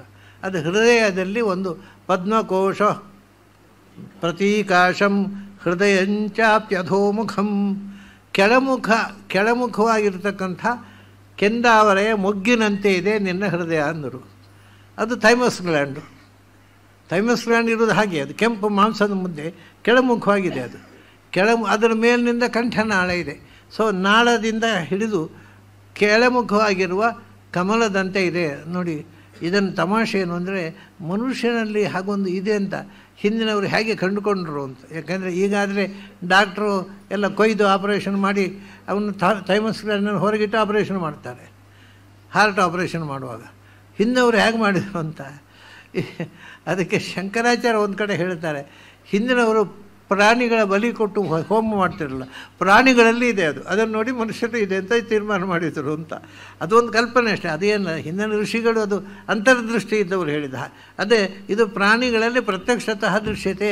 ಥೈಮಸ್ ಗ್ಲ್ಯಾಂಡನ್ನು ನಾವು ಪ್ರಾಣಿಗಳಲ್ಲಿ ಕಣ್ಣಾರೆ ನೋಡ್ಬೋದು ಹೋಮದಲ್ಲಿ ಪ್ರಾಣಿ ಬಲಿ ಕೊಡುವಾಗ ಅಂತ. ಏನೇ ಇರಲಿ, ಅದೊಂದು ಥೈಮಸ್ ಗ್ಲ್ಯಾಂಡ್ ಇದೆ, ಅದು ಕೆಳಮುಖವಾದ ತಾವರೆಯಂತೆ ಇದೆ. ಮುಂದೇನು ಮಾಡಬೇಕು? ಅದನ್ನು ಕಣ್ಮುಚ್ಚಿ ಅದರ ಒಳಗೆ ಇನ್ನೊಂದು ತಾವರೆಯನ್ನು ನೋಡು ಅಂತಾರೆ. ಅದು ಧ್ಯಾನದಲ್ಲಿ ಕಾಣುವ ತಾವರೆ, ಇದು ಡಾಕ್ಟ್ರಿಗೆ ಕಾಣುವ ತಾವರೆ, ಈ ಕೆಳಮುಖವಾದ. ಇದು ಒಳಗಿರೋ ಅದರ ಒಳಗೆ ಇನ್ನೊಂದು ಮೇಲ್ಮುಖವಾದ ತಾವರೆ ಇದೆ. ಅದು ನೀವು ಮೆಡಿಟೇಷನ್ನಿಂದ ಮಾತ್ರ ಕಾಣ್ಬೋದು, ಡಾಕ್ಟ್ರಿಗೆ ಕಾಣೋಲ್ಲ ನೋಡಿ. ಅವರು ಬರೀ ಡಾಕ್ಟ್ರು ನೋಡಿ ಅಭಿಪ್ರಾಯದಿಂದ ಅವ್ರಿಗೆ ಓಡೋದಲ್ಲ, ಅವರು ಅದಕ್ಕಿಂತ ಆಚೆ ಹೋಗ್ತಾರೆ. ಅದರ ಒಳಗೆ ಇನ್ನೊಂದು ತಾವರೆ ಇದೆ, ಅದು ಮೇಲ್ಮುಖವಾಗಿದೆ. ಅದಕ್ಕೆ 8 ದಳಗಳಿವೆ. ಆ 8 ದಳಗಳಲ್ಲಿ 8 ದಳ ಧ್ಯಾನ ಹೇಳ್ತಾರೆ. ಮಧ್ಯದಲ್ಲಿ ಭಗವಂತ ಇದ್ದಾನೆ, ಅವನ ಪಕ್ಕದಲ್ಲಿ ತಾನಿದ್ದೇನೆ, ಹೃದಯದಲ್ಲಿ ಅಲ್ಲೇ ಪ್ರಾಣದೇವರು. ಇದೆಲ್ಲವನ್ನು ಕಣ್ಮುಚ್ಚಿ ಮೆಡಿಟೇಷನ್ನಲ್ಲಿ ನೋಡು ಅಂತಾರೆ. ಯೋಚನೆ ಮಾಡೋದು ಬೇರೆ, ಅದು ಶ್ಲೋಕ ಹೇಳಿದ್ರೆ ಅರ್ಥ ಗೊತ್ತಾಗ. ಹೀಗೆ ಒಳಗಿನಿಂದ ಭಗವಂತನನ್ನು ನೋಡು. ನೋಡ್ತಾ ಹೇಳ್ತಾರೆ, ಅದನ್ನು ಹಾಗೆ ಮಾಡ್ತಾ ಭಗವಂತನನ್ನು ಮೊದಲು ನೋಡೋದಂದರೆ ಭಗವಂತನನ್ನೇ ಒಮ್ಮೆ ನೋಡಲಿಕ್ಕೆ ಆಗೋದಿಲ್ಲ. ಮತ್ತೇನು ಮಾಡಬೇಕು? ಮೊದಲು ಭಗವಂತನ ಪಾದವನ್ನು ನೆನಪು ಮಾಡು, ಬರೇ ಕಾಲು ಅಷ್ಟನ್ನು ಕಣ್ಮುಚ್ಚಿ ನೋಡು. ಆಮೇಲೆ ಅದು ಯೋಚನೆ ಮಾಡದೆ ಕಣ್ಣು ಮುಚ್ಚಿದ ತಕ್ಷಣ ಕಾಣುತ್ತೆ ಅನ್ನುವ ಸ್ಥಿತಿಗೆ ಬಂದಾಗ ಅದು ಬಿಟ್ಟು ಇನ್ನೊಂದು ಕಣ್ಣು, ಭಗವಂತನ ಪ್ರೀತಿಪೂರ್ಣವಾದ ಕಣ್ಣು, ಕೊಳಲು ನುಡಿಸುವ ಕೈ, ಹೀಗೆ ಒಂದೊಂದು ಅವಯವಗಳನ್ನು ಧ್ಯಾನ ಮಾಡ್ತಾ ಹೋಗು.